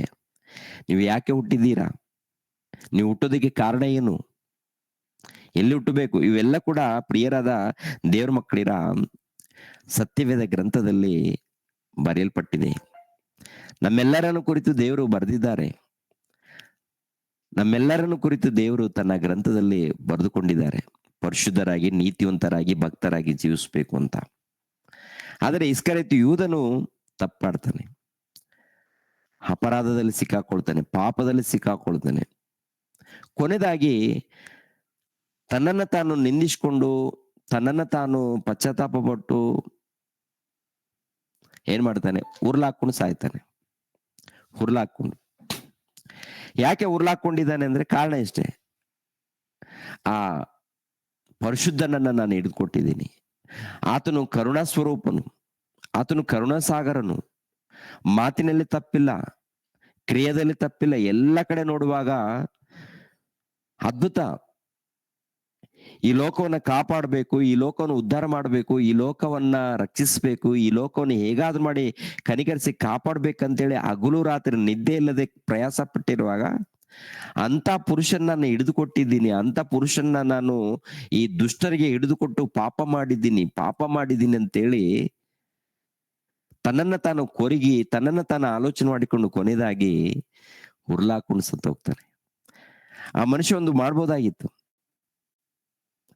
ಯೇಸು ಕ್ರಿಸ್ತರ ಬಳಿಯಲ್ಲಿ ಬಂದು, ಪ್ರಭುವೆ ನಾನು ದೊಡ್ಡ ತಪ್ಪು ಮಾಡಿದ್ದೀನಿ, ಪ್ರಭುವೆ ದೊಡ್ಡ ಪಾಪ ಮಾಡಿದ್ದೀನಿ, ನಾನು ದೊಡ್ಡ ತಪ್ಪು ಮಾಡಿದ್ದೀನಿ ಅಂತೇಳಿ ಆತನ ಬಳಿಯಲ್ಲಿ ಕ್ಷಮೆ ಕೇಳಿದ್ರೆ ಆ ಮನುಷ್ಯನು ಬದುಕ್ತಾ ಇದ್ದ, ಆ ಮನುಷ್ಯನಿಗೆ ರಕ್ಷಣೆ ಬರ್ತಾ ಇತ್ತು.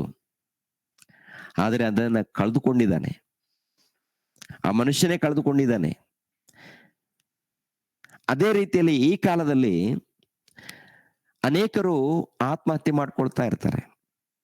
ಯಾಕೆ ಆತ್ಮಹತ್ಯೆ ಅಂತ ನೋಡುವಾಗ ಮನೆಯಲ್ಲಿ ಕಷ್ಟ ಇದೆ ಅಂತೇಳಿ, ಅಂದ್ರೆ ಗಂಡನ ಮೂಲಕ ಶೋಧನೆ ಬರ್ತಾ ಇದೆ, ಕಷ್ಟ ಬರ್ತಾ ಇದೆ, ಇಲ್ಲ ಹೆಂಡತಿ ಮೂಲಕ ಒಂದು ರೀತಿಯಲ್ಲಿ ಶೋಧನೆಗಳು, ಕಷ್ಟಗಳು, ಕಿರಿಕಿರಿ ಇದೆ, ಎಷ್ಟು ಸಂಪಾದನೆ ಮಾಡಿದ್ರು ಸುಖ ಇಲ್ಲ, ಮಕ್ಕಳ ಮೂಲಕ ಸುಖ ಇಲ್ಲ, ಹೆಂಡತಿ ಮೂಲಕ ಸುಖ ಇಲ್ಲ, ಗಂಡನ ಮೂಲಕ ಸುಖ ಇಲ್ಲ, ಈ ಮನೆಯಲ್ಲಿ ಅತ್ತೆ ಮಾವನವ್ರು ಇರ್ತಾರೆ ಅವ್ರ ಮೂಲಕ ಸುಖ ಇಲ್ಲ ಅಂತೇಳಿ, ಸೊಸೆ ಅಂತೇಳಿ ಮಕ್ಕಳು, ಒಂದು ರೀತಿಯಲ್ಲಿ ಏನ್ರಿ ಈ ಸಮಸ್ಯೆಗಳಲ್ಲಿ ಇರ್ತಾರೆ. ಸಮಸ್ಯೆಗಳಿದ್ದಾಗ ಆ ಸಮಸ್ಯೆಗಳನ್ನ ಸಾಲ್ವ್ ಮಾಡ್ಕೊಳ್ಬೇಕು, ಸರಿ ಮಾಡ್ಕೊಳ್ಳೋದ್ ಬಿಟ್ಟು ಆಲೋಚನೆ ಮಾಡಿ ಬಲಹೀನರಾಗಿ, ರೋಗಿಗಳಾಗಿ, ಮಾನಸಿಕವಾದಂತ ರೋಗದಲ್ಲಿ ಬಿದ್ದು ತಮ್ಮ ಬದುಕುಗಳನ್ನ ಹಾಳು ಮಾಡ್ಕೊಳ್ತಾ ಇರ್ತಾರೆ. ಕೊನೆಯದಾಗಿ ಕೊರಗಿ ಯಾವುದೋ ಕೆಟ್ಟ ಚಟಗಳಿಗೆ ಬಾನಿಸರಾಗ್ತಾರೆ, ಯಾವುದೋ ಕೆಟ್ಟ ಚಟಗಳಿಗೆ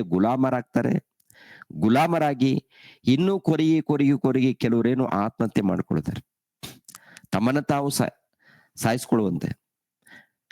ಏನಪ್ಪಾ ಅಂತ ನೋಡುವಾಗ ಜೀವಿತ ಪರಮಾರ್ಥವನ್ನ ತಿಳಿಯದೆ, ಜೀವಿತವನ್ನ ಕುರಿತು ಅರ್ಥ ಮಾಡಿಕೊಳ್ಳದೆ ಅಪಾರ್ಥ ಮಾಡಿಕೊಂಡು ಸುಖ ಇಲ್ಲ ಅಂತೇಳಿ ಈ ಆತ್ಮಹತ್ಯೆ ಮಾಡಿಕೊಳ್ಳುವಂಥದ್ದು, ಇಲ್ಲಾಂದ್ರೆ ತಮ್ಮನ್ನ ತಾವು ತಿವಿದುಕೊಂಡು ಸಾಯುವಂಥದ್ದು ಈ ಲೋಕದಲ್ಲಿ ನೋಡ್ತಾ ಇದೆ. ಇವ್ರಿಗೇನು ಅರ್ಥ ಆಗಿಲ್ಲ, ಜನನದ ಪರಮಾರ್ಥ ಅರ್ಥ ಆಗಿಲ್ಲ, ಜೀವಿತ ಪರಮಾರ್ಥ ಅರ್ಥ ಆಗಿಲ್ಲ. ಅರ್ಥ ಮಾಡಿಕೊಳ್ಳೋದು ಒಂದು ರೀತಿಯಲ್ಲಿ ಇವ್ರು ಕೆಟ್ಟೋಗಿದ್ದಾರೆ. ಇನ್ನು ಕೆಲವರು ಇನ್ನೊಂದು ರೀತಿಯಲ್ಲಿ ಕೆಟ್ಟೋಗ್ತಾರೆ. ಈ ರೀತಿ ನಡೀತಾ ಇದೆ, ಅವೆಲ್ಲ ತಪ್ಪು. ಆದ್ರೆ ಪ್ರಿಯರ ದೇವ್ರ ಮಕ್ಕಳಿರ, ನಮ್ಮನ್ನು ಕುರಿತು ದೇವರು ತನ್ನ ಗ್ರಂಥದಲ್ಲಿ ಬರೆದುಕೊಂಡಿದ್ದಾರೆ. ಪರಿಶುದ್ಧರಾಗಿ, ನೀತಿವಂತರಾಗಿರ್ಬೇಕೆಂದು ಈ ಲೋಕದಲ್ಲಿ ಸ್ವಾತಂತ್ರ್ಯವನ್ನು ಕೊಟ್ಟಿದ್ದಾರೆ. ಕಷ್ಟ ಇದ್ರು, ನಷ್ಟ ಇದ್ರು, ಏನಿದ್ರು ಪರವಾಗಿಲ್ಲ, ಆ ಸಮಯದಲ್ಲಿ ನಾವು ಯಥಾರ್ಥವಾಗಿನೇ ಬದುಕಬೇಕು ಪ್ರಿಯರ ದೇವ್ರ ಮಕ್ಕಳಿರ. ಏನೇ ಕಷ್ಟ ಇರಲಿ, ಏನೇ ಬಾಧೆ ಇರಲಿ, ದೇವ್ರಿಗೋಸ್ಕರ ಯಥಾರ್ಥವಾಗಿ ಬದುಕಿದಾಗ ಅಲ್ಲಿ ಏನಾಗುತ್ತೆ ಅಂತ ನೋಡುವಾಗ ಪ್ರಿಯರ ದೇವ್ರ ಮಕ್ಕಳಿರ, ನಾವು ಏನೇನು ಒಳ್ಳೆ ಕಾರ್ಯಕ್ರಮಗಳು ಮಾಡಿದ್ದೀವೋ ಅವೆಲ್ಲ ಕೂಡ ಮತ್ತೆ ಏನಾಗುತ್ತೆ ಅಂತ ನೋಡುವಾಗ ದೇವರ ಗ್ರಂಥದಲ್ಲಿ ಲಿಖಿತವಾಗುತ್ತೆ. ನಮ್ಮನ್ನು ಕುರಿತು ನಮ್ಮನ್ನು ಕುರಿತು ಮುಂಚಿತವಾಗಿ ದೇವರು ಬರೆದುಕೊಂಡಿರುವಂತದ್ದು, ಇಂಥ ಕಡೆ ಹುಟ್ಟಬೇಕು, ಇಷ್ಟು ಕಾಲ ಬದುಕಬೇಕು, ಆಮೇಲೆ ಮರಣ ಹೊಂದಬೇಕು, ಆಮೇಲೆ ಪರಿಶುದ್ಧರಾಗಿ ಜೀವಿಸ್ಬೇಕಂತೇಳಿ ಬರೆದಿರ್ತಾರೆ. ಎರಡನೇದಾಗಿ ನಾವು ಹೇಗೆ ಜೀವಿಸ್ತಾ ಇದ್ದೀವೋ ಅದನ್ನು ಕೂಡ ಲಿಖಿತವಾಗುತ್ತೆ. ನೆಕ್ಸ್ಟ್ ಲಿಖಿತ ಅಂದ್ರೆ ಭೂಮಿ ಮೇಲೆ ಬಂದ ಮೇಲೆ ಲಿಖಿತವಾಗುವಂಥದ್ದು, ಬರೆದುಕೊಳ್ಳುವಂಥದ್ದು. ಮುಂಚಿತವಾಗಿ ಬರೆದುಕೊಂಡಿದ್ದು ಜನನ, ಮರಣ, ಎಷ್ಟು ಕಾಲ ಬದುಕಬೇಕು, ಹೇಗೆ ಬದುಕಬೇಕಂತೇಳಿ ದೇವ್ರು ಬರೆದುಕೊಂಡಿರ್ತಾರೆ. ನೆಕ್ಸ್ಟ್ ಆಮೇಲೆ ಏನಪ್ಪಾ ಅಂದ್ರೆ ನಾವು ಹೇಗೆ ಬದುಕ್ತಾ ಇದ್ದೀವಿ ಅಂತೇಳಿ ಮತ್ತೊಂದು ಗ್ರಂಥದಲ್ಲಿ ಬರೆಯಲ್ಪಡುತ್ತೆ. ನಿಮ್ಗೆ ಅರ್ಥ ಆಗ್ಬೇಕಾದ್ರೆ ಇವಾಗ ಯಾವುದೋ ಒಂದು ಕಂಪನಿ ಇದೆ ಅಂತ ತಿಳ್ಕೊಳ್ಳಿ. ಕಂಪನಿಯಲ್ಲಿ ಒಂದು ಫ್ಯಾಕ್ಟರಿ ಆಗಿರ್ಬೋದು, ಇಲ್ಲ ಒಂದು ಕಂಪನಿ ಆಗಿರ್ಬೋದು, ಕೆಲಸದಗೋಸ್ಕರ ನಾವು ಹೋಗ್ತೀವಿ. ನಾವು ಕೆಲಸ ಮಾಡ್ಕೊಳ್ಳೋದಕ್ಕೆ ಹೋಗ್ತೀವಿ ಪ್ರಿಯರೇ. ಹೋದಾಗ ಮ್ಯಾನೇಜರ್ ಇರ್ತಾರಲ್ವಾ, ಅವ್ರಾಗ್ಲಿ ಇಲ್ಲಾಂದ್ರೆ MD ಆಗ್ಲಿ, ಅವ್ರ ಬಳಿಲಿ ಹೋಗಿ, ಅಯ್ಯ ನಿಮ್ಮ ಹತ್ರ ಕೆಲಸ ಏನಾದ್ರೂ ಇದೆಯಾ, ಏನ್ ಕೆಲಸ ಮಾಡ್ತೀರಾ ಅಂತ ಕೇಳ್ತಾರೆ. ಡೀಟೇಲ್ಸ್, ನೀವೇನ್ ಕೆಲಸ ಮಾಡ್ತೀರಾ ಅಂದ್ರೆ ಈ ಮನುಷ್ಯನು ವಿದ್ಯಾವಂತನ ಅಥವಾ ಏನು ಓದಿಕೊಂಡಿಲ್ವಾ, ಏನಾದ್ರೂ ಓದಿದ್ದಾನ, ಎಷ್ಟು ಓದಿದ್ದಾನೆ, ಈ ಮನುಷ್ಯನಿಗೆ ಎಷ್ಟು ಜ್ಞಾನ ಇದೆ, ಏನ್ ಕೆಲಸ ಬರುತ್ತೆ ಅಂತೇಳಿ ಮುಂಚಿತವಾಗಿ ಕೇಳ್ತಾರೆ. ನಿನ್ಗೇನ್ ಕೆಲಸ ಬರುತ್ತೆಪ್ಪ, ನಿನ್ ಕೆಲಸ ಏನು, ಏನ್ ಮಾಡಕ್ಕಾಗುತ್ತೆ ಅಂತೇಳಿ ಮುಂಚಿತವಾಗಿ ಕೇಳ್ತಾರೆ. ಆಮೇಲೆ ಈ ಕೆಲಸ ಇಂಥದಿಂದ ಬರುತ್ತೆ ಅಂತ ಹೇಳಿದಾಗ ಆಮೇಲೆ ಏನಪ್ಪಾ ಅಂದ್ರೆ ಈ ಆಧಾರ್ ಕಾರ್ಡು, ಆಮೇಲೆ ಪ್ಯಾನ್ ಕಾರ್ಡು, ಬ್ಯಾಂಕ್ ಡೀಟೇಲ್ಸ್ ಎಲ್ಲ ಕೂಡ ತಗೊಳ್ತಾರೆ. ಎಲ್ಲ ತಗೊಂಡು ಹೆಸರು ಲಿಖಿತ ಮಾಡ್ಕೊಳ್ತಾರೆ ಅವ್ರ ಗ್ರಂಥದಲ್ಲಿ. ಅವ್ರ ಪುಸ್ತಕ ಇರುತ್ತಲ್ಲ, ಆ ಪುಸ್ತಕದಲ್ಲಿ ಇಂಥವ್ರು ಬರ್ತಾರೆ, ಇಂಥವ್ರು ಇಂಥ ದಿನದಿಂದ ಜಾಯ್ನ್ ಆಗ್ತಾರೆ, ಇಂಥ ದಿನದಿಂದ ಕೆಲ್ಸಕ್ಕೆ ಬರ್ತಾರೆ ಅಂತೇಳಿ ನಮ್ಮ ಹೆಸರುಗಳನ್ನ ತಗೊಳ್ತಾರೆ, ಎಲ್ಲ ಡೀಟೇಲ್ಸ್ ತಗೊಳ್ತಾರೆ. ನಾಳಿಂದ ಕೆಲ್ಸಕ್ಕೆ ಹೋಗ್ಬೇಕು, ನಾಳೆಯಿಂದ ಕೆಲ್ಸಕ್ಕೆ ಹೋಗ್ಬೇಕು ಅಂದ್ಕೊಳ್ಳೋಣ. ಇವಾಗ ಅವ್ರು ಏನು ಬರೆದುಕೊಂಡಿದ್ದಾರೋ ಅದರ ಪ್ರಕಾರ ನಾವೇನ್ ಮಾಡ್ಬೇಕು, ನಾಳಿಂದ ಕೆಲ್ಸಕ್ಕೆ ಬನ್ನಿ ಅಂತ ಹೇಳಿರ್ತಾರಲ್ಲ, ಕಂಟಿನ್ಯೂ ಹೋಗ್ಬೇಕು, ಹೌದಲ್ವಾ? ಇವಾಗ ಹೋದ್ಮೇಲೆ ಆ ಒಂದು ಕಂಪನಿಗೆ ಕೆಲ್ಸಕ್ಕೆ ಹೋದ್ಮೇಲೆ ನಾವು ಎಷ್ಟು ಕೆಲಸ ಮಾಡಿದೀವೋ ಅದನ್ನು ಕೂಡ ಏನಾಗ್ತದೆ ಅಂತ ನೋಡುವಾಗ ಆ ಕಂಪನಿಯಲ್ಲಿ ಬರೆದುಕೊಳ್ಳೋರು ಇರ್ತಾರೆ. ಇವ್ರು ಎಷ್ಟು ಕೆಲಸ ಮಾಡಿದ್ದಾರೆ ಅಂದ್ರೆ ಏನ್ ಕೆಲಸ ಒಪ್ಪಿಸಲ್ಪಟ್ಟಿದೆಯೋ ಆ ಒಪ್ಪಿಸಲ್ಪಟ್ಟಂತ ಕೆಲಸದ ಪ್ರಕಾರ ಇವ್ರು ಮಾಡಿದಾರ ಮಾಡಿಲ್ವ ಅಂತೇಳಿ ನೋಡ್ತಾರೆ. ಮಾಡಿದ್ರೆ ಏನಾಗುತ್ತೆ ನೋಡುವಾಗ ಅಟೆಂಡೆನ್ಸ್ ಬೀಳುತ್ತೆ, ಪರವಾಗಿಲ್ಲ ಒಳ್ಳೆ ರೀತಿಯಲ್ಲಿ ಕೆಲಸ ಮಾಡಿದ್ದಾರೆ ಅಂತೇಳಿ ಅವ್ರು ಬರೆದುಕೊಳ್ತಾರೆ. ಒಂದ್ ವೇಳೆ ಹೋದ್ಮೇಲೆ ಆ ಕಂಪನಿಗೆ ನಾವು ಹೋದ್ಮೇಲೆ ಏನು ಕೆಲಸ ಮಾಡಿಲ್ಲ, ಹೋಗಿದ್ವಿ, ಅಟೆಂಡೆನ್ಸ್ ಆಗಿದ್ವಿ, ಹಾಗೆ ಬಂದಿದೀವಿ ಅಂತ ತಿಳ್ಕೊಳ್ಳಿ. ಅವಾಗ ಏನ್ ಬರ್ಕೊಳ್ತಾರೆ, ಇನ್ನೊಂದು ಇರುತ್ತೆ ಅವರಲ್ಲಿ, ಏನಪ್ಪಾ ಅಂದ್ರೆ ಬಂದಿದ್ದಾರೆ, ಕೆಲಸ ಪೆಂಡಿಂಗ್ ಇದೆ ಅಂತೇಳಿ ಅದನ್ನು ಕೂಡ ಬರೆದುಕೊಳ್ತಾರೆ. ಇಲ್ಲಾಂದ್ರೆ ಯಾರಪ್ಪ ಹಿರಿಯರು ಇರ್ತಾರಲ್ಲ, ಮ್ಯಾನೇಜರ್ಗಳು ಇಲ್ಲಾಂದ್ರೆ HR ಗಳು ಇರ್ತಾರೆ ನೋಡಿ, ಅವ್ರು ಬಂದು ಹೇಳ್ತಾ ಇರ್ತಾರೆ, ಏನಪ್ಪಾ ನಿನ್ ಕೆಲಸ ಮಾಡಿಲ್ಲಲ್ಲ, ನಿನ್ ಕೆಲಸ ಪೆಂಡಿಂಗ್ ಹೋಗ್ಕೊಂಡಿದೆ ಅಂತ. ಇನ್ನು ಕೆಲವು ಸ್ಥಳಗಳಲ್ಲಿ ಏನಪ್ಪಾ ಅಂದ್ರೆ ಬರೆದುಕೊಳ್ತಾರೆ, ಕೆಲಸ ಕೊಟ್ಟಿದ್ದು ಮಾಡಿದ್ದಾರ ಮಾಡಿಲ್ವ ಅಂತೇಳಿ ಬರೆದುಕೊಳ್ತಾರೆ. ಪೆಂಡಿಂಗ್ ಇದೆಯಾ, ಎಲ್ಲ ಪೂರ್ತಿ ಮಾಡಿದಾರ. ಪೂರ್ತಿ ಪ್ರತಿ ನಿತ್ಯ ಕೆಲಸ ಪೂರ್ತಿ ಆಗಿದ್ರೆ, ಏನು ಪೆಂಡಿಂಗ್ ಇಲ್ಲ ಅಂದ್ರೆ ಆ ಮನುಷ್ಯನಿಗೆ ಏನಾಗುತ್ತೆ ಅಂತ ನೋಡುವಾಗ ತಿಂಗಳ ಸ್ಯಾಲ್ರಿ ಬರುತ್ತೆ. ಒಳ್ಳೆ ರೀತಿಯಿಂದ ಕೆಲಸ ಮಾಡಿದ್ರೆ ಪ್ರಮೋಷನ್ ಕೂಡ ಸಿಗುತ್ತೆ. ಒಂದ್ ವೇಳೆ ಸೋಂಬೇರಿಯಾಗಿ ಹೋಗಿದ್ದಾನೆ ಬಂದಿದ್ದಾನೆ ಅಂದ್ರೆ ಯಜಮಾನ ಅಂದ್ರೆ MD ನೋಡ್ತಾರೆ, ನೋಡಿ ಕೊನೆದಾಗ ಏನ್ ಮಾಡ್ತಾರೆ, ಹೊರಗಡೆ ತಳ್ಳಿ ಬಿಡ್ತಾರೆ, ಬೇಡ ನೀನು ಹೋಗ್ಬಿಡು, ನೀನ್ ಅವಶ್ಯಕತೆ ಇಲ್ಲ ಅಂತ. ಹೌದಲ್ವ? ಅವಶ್ಯಕತೆ ಇಲ್ಲ ಅಂತ. ಇವಾಗ ನಮ್ಮನ್ನು ಕೂಡ ದೇವರು ಮುಂಚಿತವಾಗಿ ಬರೆದುಕೊಂಡಿದ್ದಾನೆ, ಅಂದ್ರೆ ನಮ್ಮ ಹೆಸರೆಲ್ಲ ಕೂಡ ಬರೆದುಕೊಂಡಿದ್ದಾನೆ. ಇವಾಗ ನಾವು ಏನ್ ಮಾಡ್ಬೇಕು, ದೇವರ ರಾಜ್ಯದಲ್ಲಿ ಸೇರಿ ಅಂದ್ರೆ ದೀಕ್ಷಾಸ್ಥಾನ ಪಡ್ಕೊಂಡು ದೇವರ ರಾಜ್ಯದಲ್ಲಿ ಸೇರಿ ಪ್ರತಿನಿತ್ಯ ದೇವರ ಸೇವೆಯಲ್ಲಿ, ಪ್ರಾರ್ಥನೆಯಲ್ಲಿ, ದೇವರ ಸಹವಾಸದಲ್ಲಿ, ಭಕ್ತರ ಸಹವಾಸ, ಅನ್ಯೋನ್ಯ ಸಹವಾಸದಲ್ಲಿ ಆತ್ಮಿಕವಾಗಿ ಇರ್ಬೇಕು. ಇದ್ದಾಗ ಏನಾಗುತ್ತೆ ಅಂತ ನೋಡುವಾಗ ಇಂಥ ದಿನದಂದು ದೀಕ್ಷಾಸ್ಥಾನ ಪಡ್ಕೊಂಡಿದ್ದಾರೆ, ಇಂಥ ದಿನದಲ್ಲಿ ದೇವ್ರಿಗೋಸ್ಕರ ಪ್ರಾರ್ಥನೆ ಮಾಡಿದ್ದಾರೆ, ವಿಜ್ಞಾಪನೆ ಮಾಡಿದ್ದಾರೆ, ಇನ್ನೊಬ್ಬರಿಗೋಸ್ಕರ ಒಳ್ಳೆದನ್ನ ಮಾಡಿದ್ದಾರೆ, ಸುವಾರ್ತೆ ಮಾಡಿದ್ದಾರೆ ಅಂತೇಳಿ ಒಳ್ಳೆ ಒಳ್ಳೆ ಕೆಲಸಗಳು ಏನೇನು ಮಾಡಿದ್ದೀವೋ ಅದೆಲ್ಲ ಕೂಡ ಲಿಖಿತವಾಗುತ್ತೆ ಪರಲೋಕದಲ್ಲಿ, ದೇವರ ಗ್ರಂಥದಲ್ಲಿ. ಮತ್ತೆ ಎಕ್ಸ್ಟ್ರಾ ಮುಂಚಿತವಾಗಿ ಬರ್ದಿದ್ದು ಇರುತ್ತೆ. ಮತ್ತೆ ಎಕ್ಸ್ಟ್ರಾ ಏನಪ್ಪಾ ಅಂತಂದ್ರೆ ನಾವ್ ಏನೇನ್ ಕೆಲಸ ಮಾಡಿದ್ದೀವಿ ಅವೆಲ್ಲ ಕೂಡ ಬರೀತಾರೆ, ದೇವ್ರು ಬರ್ದ್ಕೊಳ್ತಾರೆ. ಯಾಕಂದ್ರೆ ದೇವದೂತರಿದ್ದಾರಲ್ಲ, ಆ ದೇವದೂತರಿಗೆ ಜವಾಬ್ದಾರಿ ಕೊಟ್ಟಿದ್ದಾರೆ ದೇವರು. ಒಬ್ಬೊಬ್ಬ ಮನುಷ್ಯನ ಹಿಂದೆ ಏನೇನು ಕೆಲಸ ನಡೀತಾ ಇದೆ ಅಂದ್ರೆ ಭಕ್ತರಿಂದ ಏನೇನು ಕೆಲಸ ನಡೀತಾ ಇದೆ ಅವೆಲ್ಲ ಕೂಡ ಬರೆದುಕೊಳ್ಬೇಕು ಅಂತ. ನೀವು ಬಾಧೆಯಲ್ಲಿದ್ದೀರಾ, ಅನಾರೋಗ್ಯದಲ್ಲಿದ್ದೀರಾ, ಅನಾರೋಗ್ಯದಲ್ಲಿದ್ದಾಗ ಕೂಡ ಸೇವೆಯಲ್ಲಿದ್ದೀರಾ, ಅನಾರೋಗ್ಯದಲ್ಲಿದ್ದಾಗ ಪ್ರಾರ್ಥನೆಗೆ ಬಂದಿದ್ದೀರಾ? ಅನಾರೋಗ್ಯದಲ್ಲಿದ್ದಾಗ, ಬಾಧೆಯಲ್ಲಿದ್ದಾಗ, ಕಷ್ಟದಲ್ಲಿದ್ದಾಗಲೂ ಕೂಡ ಸೇವೆಯಲ್ಲಿದ್ದೀರಾ? ಹಾಗಿದ್ರೆ ಪರಲೋಕದಲ್ಲಿ ನಿಮ್ಗೆ ಬಹಳ ಪ್ರತಿಫಲ, ಜಾಸ್ತಿ ಪ್ರತಿಫಲ ಸಿಗುತ್ತೆ, ಜಾಸ್ತಿ ಪ್ರತಿಫಲ ಸಿಗುತ್ತೆ. ಇವಾಗ ದೇವರ ರಾಜ್ಯದಲ್ಲಿ ಬಂದಿದೀವಿ ಅಂತ ಹೇಳಿ ದೇವರ ಹತ್ರ ಪದೇ ಪದೇ ಅದು ಬೇಕು, ಇದು ಬೇಕು, ಅದು ಬೇಕು, ಇದು ಬೇಕು ಕೇಳ್ತಾ ಇದೀವಿ ಅಂತ ತಿಳ್ಕೊಳ್ಳಿ. ದೇವ್ರೇನೋ ಕನಿಕರಿಸ್ತಾರೆ, ಕೊಡ್ತಾ ಇರ್ತಾರೆ. ಅವಾಗ ಏನ್ ಲಿಖಿತವಾಗುತ್ತೆ ಪರಲೋಕದಲ್ಲಿ? ಪರಲೋಕದಲ್ಲಿ ಏನ್ ಲಿಖಿತವಾಗುತ್ತೆ? ಈ ಮನುಷ್ಯನು ದೇವರ ರಾಜ್ಯದಲ್ಲಿ ಬಂದಿದ್ದಾನೆ, ಆದ್ರೆ ಮತ್ತೆ ಕೇಳ್ತಾನೆ ಇದ್ದಾನೆ. ಪ್ರಾರ್ಥನೆ, ಬೆಳಿಗ್ಗೆ ಪ್ರಾರ್ಥನೆ, ಮಧ್ಯಾಹ್ನ ಪ್ರಾರ್ಥನೆ, ರಾತ್ರಿ ಪ್ರಾರ್ಥನೆ, ಏನಿದ್ರು ಕೂಡ ಕೊಡು ಕೊಡು ಕೊಡು ಅಂತಾನೆ ಕೇಳ್ತಾ ಇದ್ದಾನೆ. ಅದಿಲ್ಲ, ಇದಿಲ್ಲ, ರೋಗ ಬಂತು, ಅದು ಬಂತು, ಪ್ರತಿನಿತ್ಯ ನೋಡುವಾಗ ಇದೇ ಇದೆ ಅಂತೇಳಿ ಅದೊಂದು ದೊಡ್ಡ ಪಟ್ಟಿ ಆಗುತ್ತೆ. ದೇವರ ಸೇವೆ ನಿಮಿತ್ತವಾಗಿ ಏನು ಮಾಡಿಲ್ಲ ಅಂದ್ರೆ ಪರಲೋಕದಲ್ಲಿ ಜಾಗ ಸಿಗುತ್ತಾ? ಇಲ್ಲ ಪ್ರಿಯರೇ. ಪರಲೋಕದಲ್ಲಿ ಜಾಗ ಸಿಗ್ಬೇಕಾದ್ರೆ ಈ ಲೋಕದಲ್ಲಿ ಆ ತಂದೆಯಾದ ದೇವ್ರಿಗೋಸ್ಕರ ಕೆಲಸ ಏನಾದ್ರೂ ಮಾಡಿರ್ಬೇಕಲ್ಲ, ಕೆಲಸ ಯಥಾರ್ಥವಾಗಿ ಇರ್ಬೇಕಲ್ಲ. ಕೆಲವರೇನೋ ಬೈಬಲ್ ಗ್ರಂಥ ತಿಳ್ಕೊಂಡಿದ್ದಾರೆ, ದೀಕ್ಷೆ ಸ್ಥಾನ ಪಡ್ಕೊಂಡಿರ್ತಾರೆ, ಮತ್ತೆ ಲೋಕದ ರೀತಿಯಲ್ಲಿ ಮಾತುಗಳಿರುತ್ತೆ. ಇವಾಗ ಮೊಬೈಲ್ಗಳಲ್ಲಿ ಏನಪ್ಪಾ ಅಂದ್ರೆ ಮೊಬೈಲ್ಗಳೆಲ್ಲ ಒಬ್ರಿಗೊಬ್ರು ಚಾಟಿಂಗ್ ಮಾಡ್ಕೊಳ್ತಾ ಇರ್ತಾರಲ್ಲಿ. ಏನ್ ಚಾಟಿಂಗ್ ಇರುತ್ತೆ?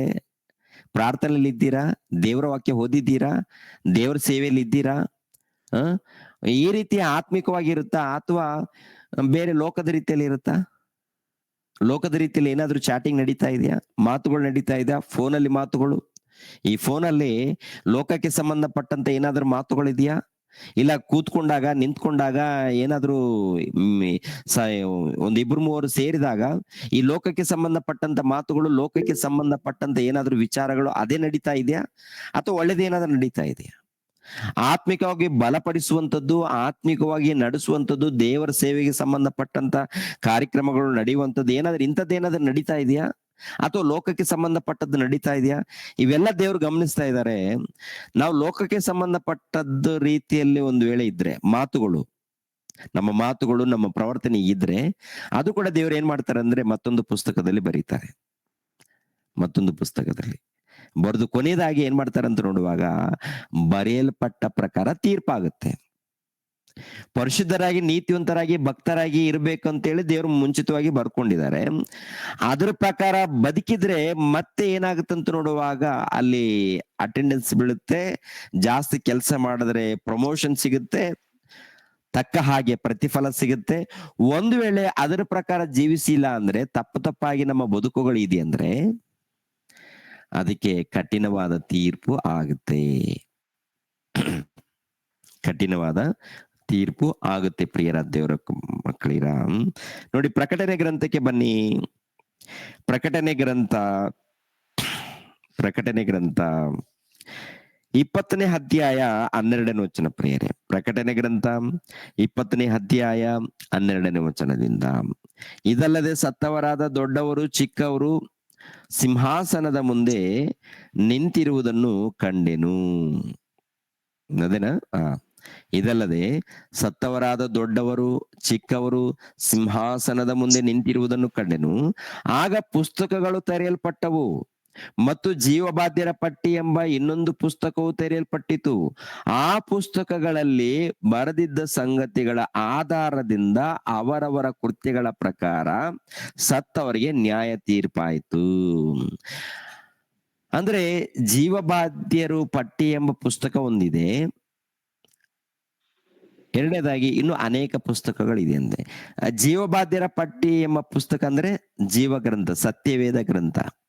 ಈ ಸತ್ಯವೇದ ಗ್ರಂಥದಲ್ಲಿ ದೇವರು ನಮ್ಮನ್ನು ಕುರಿತು ಬರೆದಿದ್ದಾರಾ? ತಿಳಿಸಿದ್ದಾರೆ. ಎಫೆಸದವರಿಗೆ ಬರೆದ ಪತ್ರಿಕೆಯಲ್ಲಿ ನೋಡಿದ್ದೇವೆ, ನಮ್ಮನ್ನು ಜಗತ್ತು ಉತ್ಪತ್ತಿಗಿಂತ ಮುಂಚಿತವಾಗಿನೇ ಆರಿಸಿಕೊಂಡಿದ್ದಾರೆ.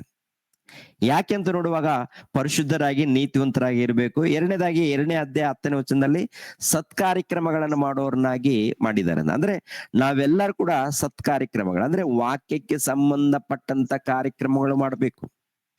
ವಾಕ್ಯಕ್ಕೆ ಸಂಬಂಧಪಟ್ಟಂತ ಕಾರ್ಯಕ್ರಮಗಳು. ವಾಕ್ಯವನ್ನ ಬಿಟ್ಟು ನಾವು ಬದುಕಿದ್ರೆ ಅದು ಕೂಡ ಲಿಖಿತವಾಗುತ್ತೆ.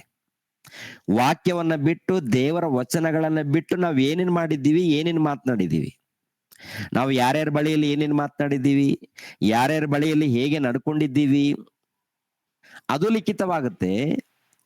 ನಾವು ವಾಕ್ಯಕ್ಕೆ ಸಂಬಂಧಪಟ್ಟಂತ ಕಾರ್ಯಕ್ರಮಗಳು ಮಾಡಿದಾಗ ಇದು ಲಿಖಿತವಾಗುತ್ತೆ. ಇವೆರಡು ಪರಿಶೋಧನೆ ಮಾಡಿದಾಗ ಯಾವ್ದು ಹೆಚ್ಚಿದೆ?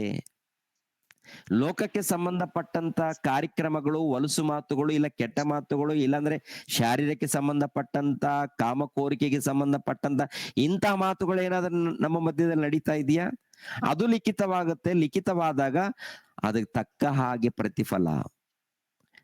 ಅನೇಕ ಸುಳ್ಳುಗಳು ಹೇಳಿದ್ದೀರಾ, ಅನೇಕ ತಪ್ಪುಗಳನ್ನ ಮಾಡಿದ್ದೀರಾ, ಅನೇಕ ಅನೇಕ ಅನೇಕ ಅಪರಾಧದಲ್ಲಿದ್ದೀರಾ, ಹಾಗಿದ್ರೆ ಅದಕ್ಕೆ ಸಂಬಂಧಪಟ್ಟಂತದ್ದು ಎಲ್ಲ ಕೂಡ ಬರೆಯಲ್ಪಡುತ್ತೆ. ಅದರ ಪ್ರಕಾರ ತೀರ್ಪಾಗುತ್ತೆ. ಇವಾಗ ದೇವರ ವಾಕ್ಯವನ್ನ ತಿಳ್ಕೊಂಡು ದೇವರ ರಾಜ್ಯದಲ್ಲಿ ಸೇರಿ ಭಕ್ತಿಯಿಂದ ನಾವೆಲ್ಲರೂ ನಡ್ಕೊಂಡಿದ್ರೆ, ವಾಕ್ಯದ ಪ್ರಕಾರ ಪ್ರಾರ್ಥನೆ, ವಾಕ್ಯದ ಪ್ರಕಾರ ಬೋಧನೆ, ವಾಕ್ಯದ ಪ್ರಕಾರ ಪ್ರೋತ್ಸಾಹ, ವಾಕ್ಯದ ಪ್ರಕಾರ ಕಾರ್ಯಕ್ರಮಗಳು ಇದ್ದಾಗ ಅದು ಕೂಡ ಬರೆಯಲ್ಪಡುತ್ತೆ. ಆ ಬರೆಯಲ್ಪಟ್ಟ ಪ್ರಕಾರ ನಮ್ಗೆ ತೀರ್ಪಾಗುತ್ತೆ. ಅವ್ರವ್ರಿಗೆ ತಕ್ಕ ಹಾಗೆ ಪ್ರತಿಫಲ ಕೊಡ್ತಾರಂತೆ. ಅವ್ರವ್ರಿಗೆ ತಕ್ಕ ಹಾಗೆ ಪ್ರತಿಫಲ. ಕೆಲವರು ನಾಟಕ ಮಾಡೋರು ಇರ್ತಾರೆ, ಅಂದ್ರೆ ಸಭೆಯಲ್ಲಿ ನೋಡೋದಕ್ಕೆ ಭಕ್ತರಾಗಿ ಕಾಣ್ತಾರೆ, ನೀತಿವಂತರಾಗಿ ಕಾಣ್ತಾರೆ. ನಾವು ನೋಡುವಾಗ ಒಳ್ಳೆ ಭಕ್ತರಪ್ಪ, ನೀತಿವಂತರ ಅಂತಾನೆ ಕಾಣ್ತಾರೆ. ಆದ್ರೆ ದೇವ್ರಿಗೆ ಮಾತ್ರ ಎಲ್ಲ ಗೊತ್ತಾ? ನಾವು ನಿಜವಾಗ್ಲೂ ಭಕ್ತರ ವೇಷಧಾರಿಗಳ? ದೇವ್ರಿಗೆಲ್ಲ ಗೊತ್ತಿದೆಯಾ? ಏನಾದ್ರೂ ತಪ್ಪಿಸ್ಕೊಳ್ತೀವಿ ಎಲ್ಲಾದ್ರೂ? ನೀವು ಕೂತ್ಕೊಳ್ಳುವಂಥದ್ದು ಗೊತ್ತು, ನೀವು ನಡೆಯುವಂಥದ್ದು ಗೊತ್ತು, ನೀವು ಏನು ಯೋಚನೆ ಮಾಡ್ತಾ ಇದ್ದೀರಾ ಗೊತ್ತು, ನೀವು ಮೊಬೈಲ್ ಇಟ್ಕೊಂಡಿದ್ದೀರಾ ಅಂದ್ರೆ ಏನು ಯಾಕೆ ಹಿಡಿದುಕೊಂಡಿದ್ದೀರಾ ಅದು ಗೊತ್ತು.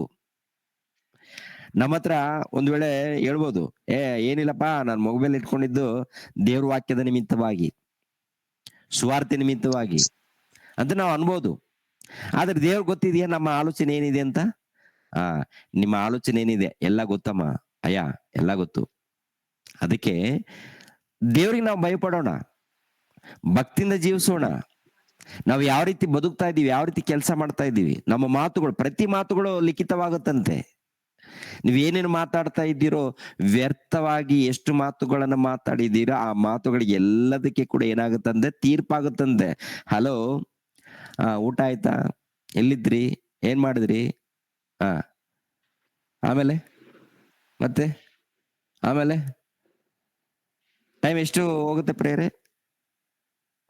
ಬೆಳಗ್ಗೆಯಿಂದ ಸಂಜೆ ತನಕ ಈ ಮೊಬೈಲೇ ಸರ್ವಸ್ವ. ಮೊಬೈಲೇ ಸರ್ವಸ್ವ. ಕುಂತಾಗ್ಲು ಮೊಬೈಲ್, ನಿಂತಾಗ್ಲು ಮೊಬೈಲ್, ಮಲ್ಕೊಂಡಾಗ ಕನಸಿನಲ್ಲಿ ಕೂಡ ಇದೇ ಧ್ಯಾನ. ಕುಂತಲ್ಲಿ ನಿಂತಲ್ಲಿ ಏನಪ್ಪಾ ನಿನ್ ಧ್ಯಾನ? ಏನಪ್ಪಾ ನಿನ್ನ ಧ್ಯಾನ? ಏನಪ್ಪಾ ಎಲ್ಲಿಗೆ ಹೋಗ್ತಾ ಇದೀಯ ನೀನು? ಅಮ್ಮ ಎಲ್ಲಿಗೆ ಹೋಗ್ತಾ ಇದೀಯಾ? ನಿನ್ನ ಕೆಲಸ ಏನು? ಇಷ್ಟ ಬಂದಾಗಿ ಬದುಕೋದಿಕ್ಕೆ ಈ ಲೋಕಕ್ಕೆ ಬಂದಿದ್ದೀರಾ? ಕಠಿಣವಾದ ತೀರ್ಪಾಗುತ್ತೆ. ದೇವ್ರು ನಿಮ್ಗೆ ಕೆಲಸ ಕೊಟ್ಟಿದ್ದಾರೆ, ದೇವ್ರು ನಿಮ್ಗೆ ಕೆಲಸ ಕೊಟ್ಟಿದ್ದಾರೆ, ಜವಾಬ್ದಾರಿ ಕೊಟ್ಟಿದ್ದಾರೆ. ಪ್ರತಿಯೊಬ್ಬರಿಗೂ ದೇವ್ರು ಕೊಟ್ಟಂತ ಕೆಲಸವನ್ನ ಬಿಟ್ಟು ಇಷ್ಟ ಬಂದಾಗ ಈ ಲೋಕದಲ್ಲಿ ನಡೆದರೆ ಮೋಸ ಹೋಗ್ತೀವಿ, ಕಠಿಣವಾದ ತೀರ್ಪಿಗೆ ಗುರಿ ಆಗ್ತೀವಿ. ಯಾಕೆಂದ್ರೆ ಹೊರಗಡೆ ಹೋಗುವಾಗ ಏನಾಗುತ್ತೋ ಗೊತ್ತಿಲ್ಲ. ಜಾಗ್ರತೆ.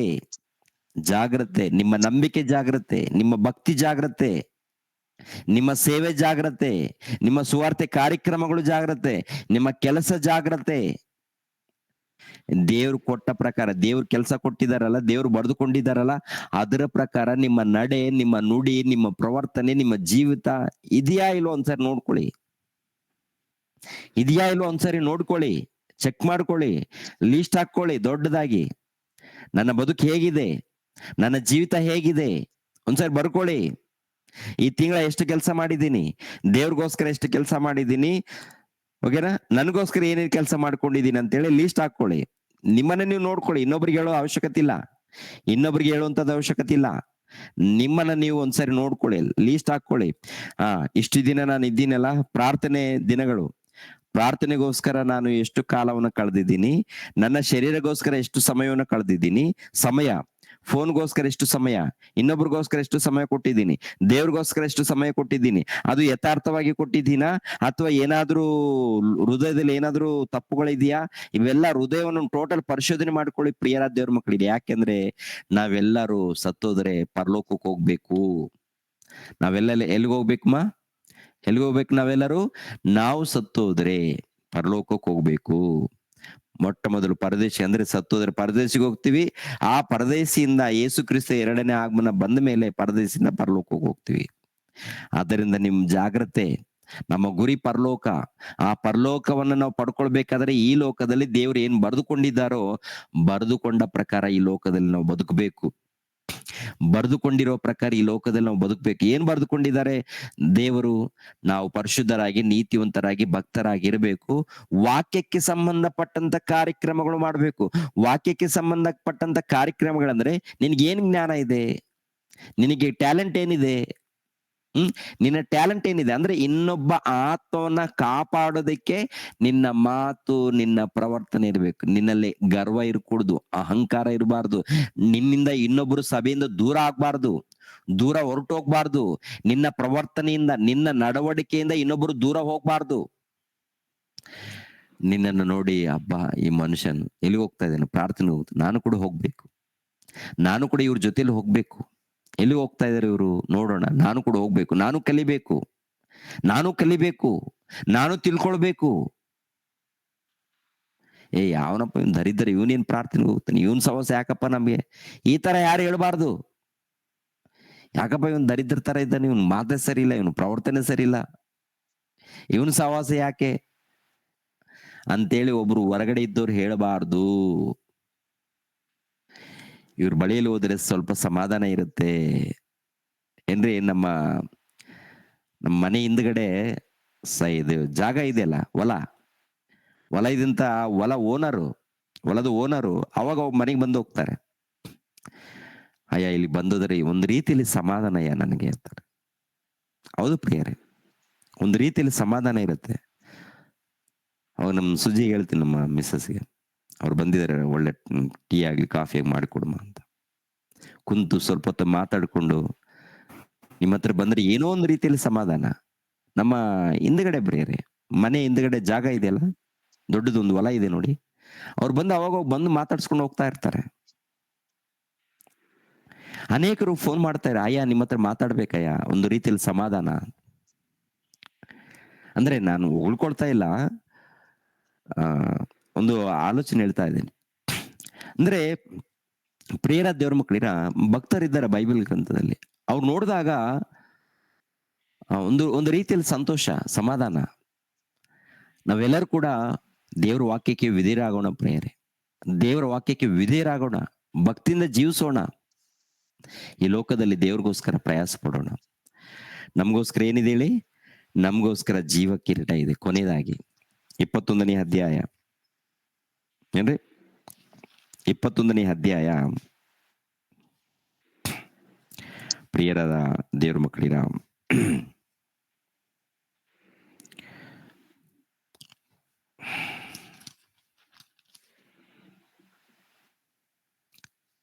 ಇಪ್ಪತ್ತೆರಡನೇ ಅಧ್ಯಾಯ, ಪ್ರಕಟಣೆ ಗ್ರಂಥ 22ನೇ ಅಧ್ಯಾಯ 12ನೇ ವಚನ. ಹೀಗೋ ಬೇಗ ಬರುತ್ತೇನೆ, ನಾನು ಪ್ರತಿಯೊಬ್ಬನಿಗೆ ಅವನವನ ನಡತೆಯ ಪ್ರಕಾರ ಕೊಡತಕ್ಕ ಪ್ರತಿಫಲವು ನನ್ನ ಕೈಯಲ್ಲಿ ಅದೇ. ನಾನೇ ಆದಿಯೂ ಅಂತ್ಯವೂ, ಮೊದಲನೆಯವನು ಕಡೆಯವನು, ಪ್ರಾರಂಭವೂ ಸಮಾಪ್ತಿಯೂ ಆಗಿದ್ದೇನೆ ಅಂತ. ನೋಡಿದ್ರ? ಅಂದ್ರೆ ಈಗ ಬೇಗನೆ ಬರ್ತೀನಿ, ಪ್ರತಿಯೊಬ್ಬರಿಗೆ ಅವರವರಿಗೆ ತಕ್ಕ ಪ್ರತಿಫಲವನ್ನು ಕೊಡ್ತೀನಿ ಅಂತಾರೆ. ಅಂದ್ರೆ ನಮ್ಮೆಲ್ಲರನ್ನು ಕುರಿತು ದೇವರು ಬರೆದುಕೊಂಡಿದ್ದಾರೆ. ನಾವು ವ್ಯರ್ಥವಾಗಿ ಹುಟ್ಟಿಲ್ಲ. ಈ ಲೋಕದಲ್ಲಿ ಹುಟ್ಟಿದೀವಿ ಅಂದ್ರೆ ವ್ಯರ್ಥವಾಗಿ ಹುಟ್ಟಿಲ್ಲ, ನಮ್ಮನ್ನ ಬರೆದುಕೊಂಡಿದ್ದಾರೆ.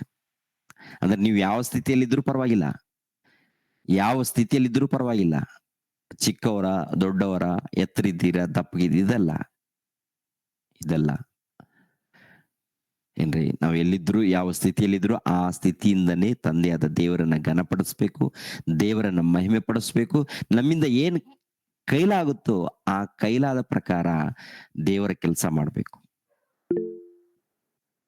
ದೇವರ ಸೇವೆ ಮಾಡ್ಬೇಕು. ಇವಾಗ ನಾವು ಪ್ರತಿನಿತ್ಯ ಒಂದು 45 ಇಲ್ಲ 50 ಜನ ಇಲ್ಲ 60 ಜನ ಕುಟುಂಬ ಸಹಿತವಾಗಿ ಎಲ್ಲರೂ ವಾಕ್ಯಗಳನ್ನ ಕೇಳ್ತಾ ಇದೀವಿ.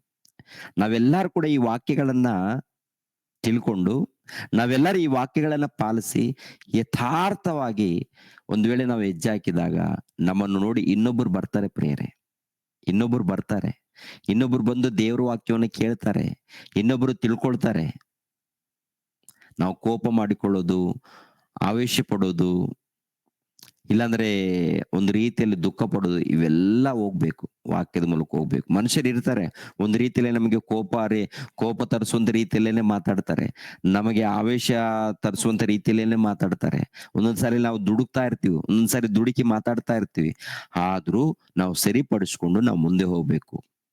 ನಾವು ಆರೋಗ್ಯವಾಗಿರ್ಬೇಕು, ದೇವರ ಧ್ಯಾನದಲ್ಲಿರ್ಬೇಕು, ದೇವರ ಜ್ಞಾನದಲ್ಲಿರ್ಬೇಕು, ದೇವರ ಪ್ರಾರ್ಥನೆಯಲ್ಲಿರ್ಬೇಕು. ಇದ್ದಾಗ ಎಲ್ಲ ಒಳ್ಳೇದಾಗತ್ತೆ. ಒಂದು ವೇಳೆ ಶೋಧನೆ ಕಷ್ಟ ಇದ್ದಾಗ ಅಂತ ಸಮಯದಲ್ಲೂ ಕೂಡ ದೇವ್ರಿಗೋಸ್ಕರ ನಾವು ಕಷ್ಟಪಟ್ಟಾಗ ಪರಲೋಕದಲ್ಲಿ ಪ್ರತಿಫಲ ಜಾಸ್ತಿ ಸಿಗುತ್ತೆ.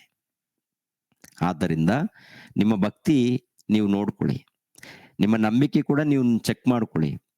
ಎರಡನೇದಾಗಿ ನಾವು ದೇವ್ರಿಗೋಸ್ಕರ ಎಷ್ಟು ಕೆಲಸ ಮಾಡ್ತಾ ಇದೀವಿ ಅದನ್ನು ಕೂಡ ನಿಮ್ಮನ್ನು ನೀವು ಪರಿಶೋಧನೆ ಮಾಡ್ಕೊಳ್ಳಿ.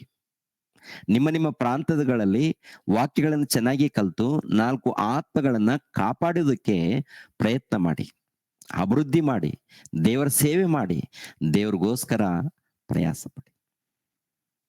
ದೇವ್ರು ನಿಮ್ಮನ್ನು ನನ್ನನ್ನು ಆಶೀರ್ವದಿಸಲಿ. ಎಲ್ಲರ ತಲೆಬಾಗ್ಸರಿ ಪ್ರಾರ್ಥನೆ ಮಾಡಿ ನಾನು ಮುಗಿಸ್ತೀನಿ.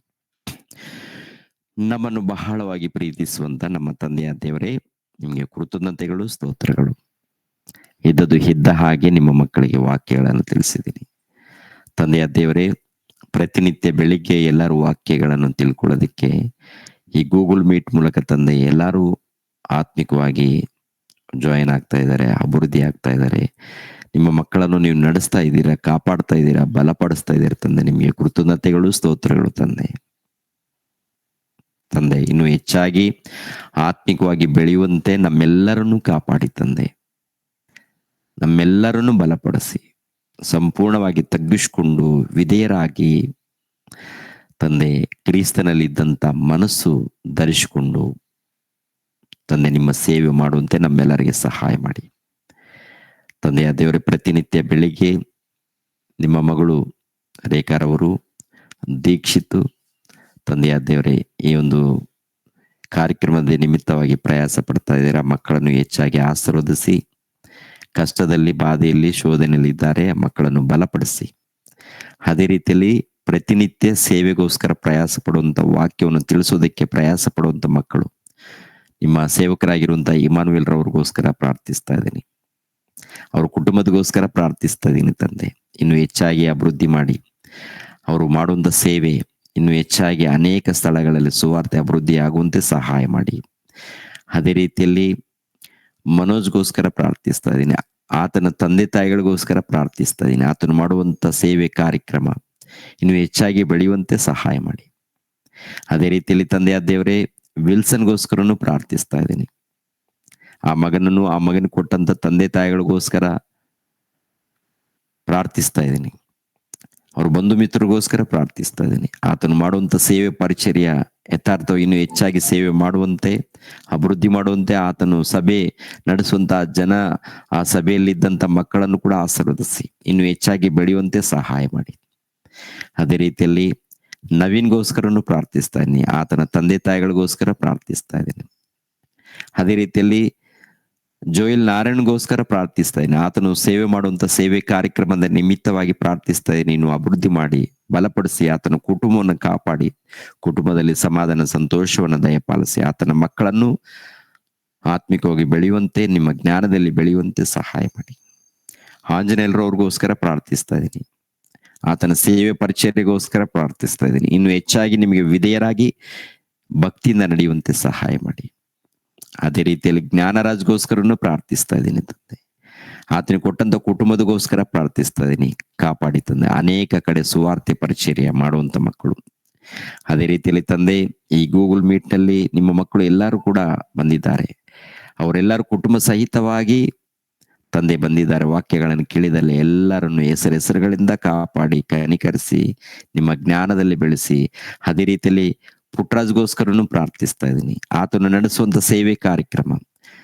ಸಾಗರ್ಗೋಸ್ಕರ ಪ್ರಾರ್ಥಿಸ್ತಾ ಇದ್ದೀನಿ. ಹುಬ್ಬಳ್ಳಿಯಲ್ಲಿ ಆತನು ನಡೆಸುವಂತ ಸೇವೆ ಕಾರ್ಯಕ್ರಮವನ್ನು ಕೂಡ ಅಭಿವೃದ್ಧಿಪಡಿಸಿ. ಬೀದರ್ ನಗರದಲ್ಲಿದ್ದಂತ ಕೆಲವರು ಸಹೋದರರು, ಕುಶಾಲ್ಗೋಸ್ಕರ, ರಾಜುಗೋಸ್ಕರ, ಯೇಸುದಾಸ್ಗೋಸ್ಕರ, ಮನೋಹರ್ಗೋಸ್ಕರ, ಅಲ್ಲಿ ಆ ಪಟ್ಟಣದಲ್ಲಿದ್ದಂತ ಮಕ್ಕಳು ಸುವಾರ್ತೆ ಕಾರ್ಯಕ್ರಮಗೋಸ್ಕರ ಪ್ರಯಾಸ ಪಡ್ತಾ ಇದ್ದಾರೆ. ಅದೇ ರೀತಿಯಲ್ಲಿ ತಂದೆ 30ನೇ ತಾರೀಕರಂದು ಈ ತಿಂಗಳ ನಿಮ್ಮ ಮಗನಾಗಿರುವಂತ ಲಕ್ಷ್ಮಣರವರು, ನಿಮ್ಮ ಮಗಳಾಗಿರುವಂತ ಜೀವಿತರವರು ಅಲ್ಲಿ ಪ್ರಾರ್ಥನೆ ಕೂಟವನ್ನು ಏರ್ಪಾಟ್ ಮಾಡಿದ್ದಾರೆ. ಅದೇ ರೀತಿಯಲ್ಲಿ ಅಲ್ಲಿರುವಂತ ನಿಮ್ಮ ಮಕ್ಕಳು ಪ್ರಾರ್ಥನೆ ಏರ್ಪಾಟ್ ಮಾಡಿದ್ದಾರೆ. ಅವ್ರಿಗೋಸ್ಕರ ಪ್ರಾರ್ಥಿಸ್ತಾ ಇದ್ದೀನಿ ತಂದೆ. ಅಲ್ಲಿದ್ದಂತ ಎಲ್ಲ ಮಕ್ಕಳನ್ನು ಕನಿಕರಿಸಿ ಕಾಪಾಡಿ ಬಲಪಡಿಸಿ. ಅದೇ ರೀತಿಯಲ್ಲಿ ತಂದೆಯ ದೇವರೇ ಈ ದಿನ ತಂದೆಯ ದೇವರೇ ಮತ್ತೆ ವಿವಾಹ ನಡೆದಿರುವಂತ ದಿನ ತಂದೆಯ ದೇವರೇ ಅನಿಲ್ ಕುಮಾರ್ಗೋಸ್ಕರ ಅರ್ಚನೆಗೋಸ್ಕರ ಪ್ರಾರ್ಥಿಸ್ತಾ ಇದ್ದೀರಿ. ಆ ಮಕ್ಕಳನ್ನು ಆಶೀರ್ವದಿಸಿ ಇನ್ನು ಹೆಚ್ಚಾಗಿ ನಿಮ್ಮ ಒಂದು ಕೆಲಸದಲ್ಲಿ ನಿಮ್ಮ ಒಂದು ಸೇವೆಯಲ್ಲಿ ಬೆಳೆಯುವಂತೆ ಮಕ್ಕಳನ್ನು ದೀವಿಸಿ. ಮನೆಯಲ್ಲಿ ಸಮಾಧಾನ ಸಂತೋಷವನ್ನು ದಯಪಾಲಿಸಿ ಮಕ್ಕಳನ್ನು ಬಲಪಡಿಸಿ. ಅದೇ ರೀತಿಯಲ್ಲಿ ತಂದೆಯ ದೇವರೇ ಎಲ್ಲರನ್ನು ಹೆಸರುಗಳಿಂದ ಬಲಪಡಿಸಿ ಆರೋಗ್ಯವನ್ನು ದಯಪಾಲಿಸಿ. ಅದೇ ರೀತಿಯಲ್ಲಿ ದುಂಡಮ್ಮಗೋಸ್ಕರನು ಪ್ರಾರ್ಥಿಸ್ತಾ ಇದ್ದೀನಿ. ಆ ಮಗಳನ್ನು ಕನಿಕರಿಸಿ ತಂದೆ, ಕಾಪಾಡಿ ತಂದೆ, ಕುಟುಂಬದಲ್ಲಿ ನೆಮ್ಮದಿ ಶಾಂತಿ ಸಮಾಧಾನ ಕೊಡಿ. ಅದೇ ರೀತಿಯಲ್ಲಿ ಅಮ್ಮಳಿಗೋಸ್ಕರನು ಪ್ರಾರ್ಥಿಸ್ತಾ ಇದ್ದೀನಿ ತಂದೆ. ಅಮ್ಮಳಿಗೆ ಒಳ್ಳೆ ಆರೋಗ್ಯವನ್ನು ದಯಪಾಲಿಸಿದಕ್ಕಾಗಿ ನಿಮಗೆ ಕೃತಜ್ಞತೆಗಳು, ಸ್ತೋತ್ರಗಳು. ಯೇಸು ಪವಿತ್ರ ನಾಮದಲ್ಲಿ ಈ ಚಿಕ್ಕ ಪ್ರಾರ್ಥನೆಯನ್ನು ಸಮರ್ಪಿಸ್ತಾ ಇದ್ದೀನಪ್ಪ ತಂದೆ, ಆಮೇನ್. ನಮ್ಮ ತಂದೆಯಾದ ದೇವರ ಪ್ರೀತಿಯು, ನಮ್ಮ ರಕ್ಷಕನಾದ ಯೇಸು ಕ್ರಿಸ್ತರ ಕೃಪೆಯು, ಪವಿತ್ರಾತ್ಮರ ಅನ್ಯೋನ್ಯ ಸಹವಾಸವು ಸದಾ ಕಾಲ ನಮ್ಮೆಲ್ಲರಿಗೆ ಜೊತೆಯಾಗಿದ್ದು ನಡೆಸಲಿ. ಆಮೇನ್. ಎಲ್ಲರಿಗೂ ವಂದನೆಗಳು. ವಂದನೆ ಮಾಡೋಣ.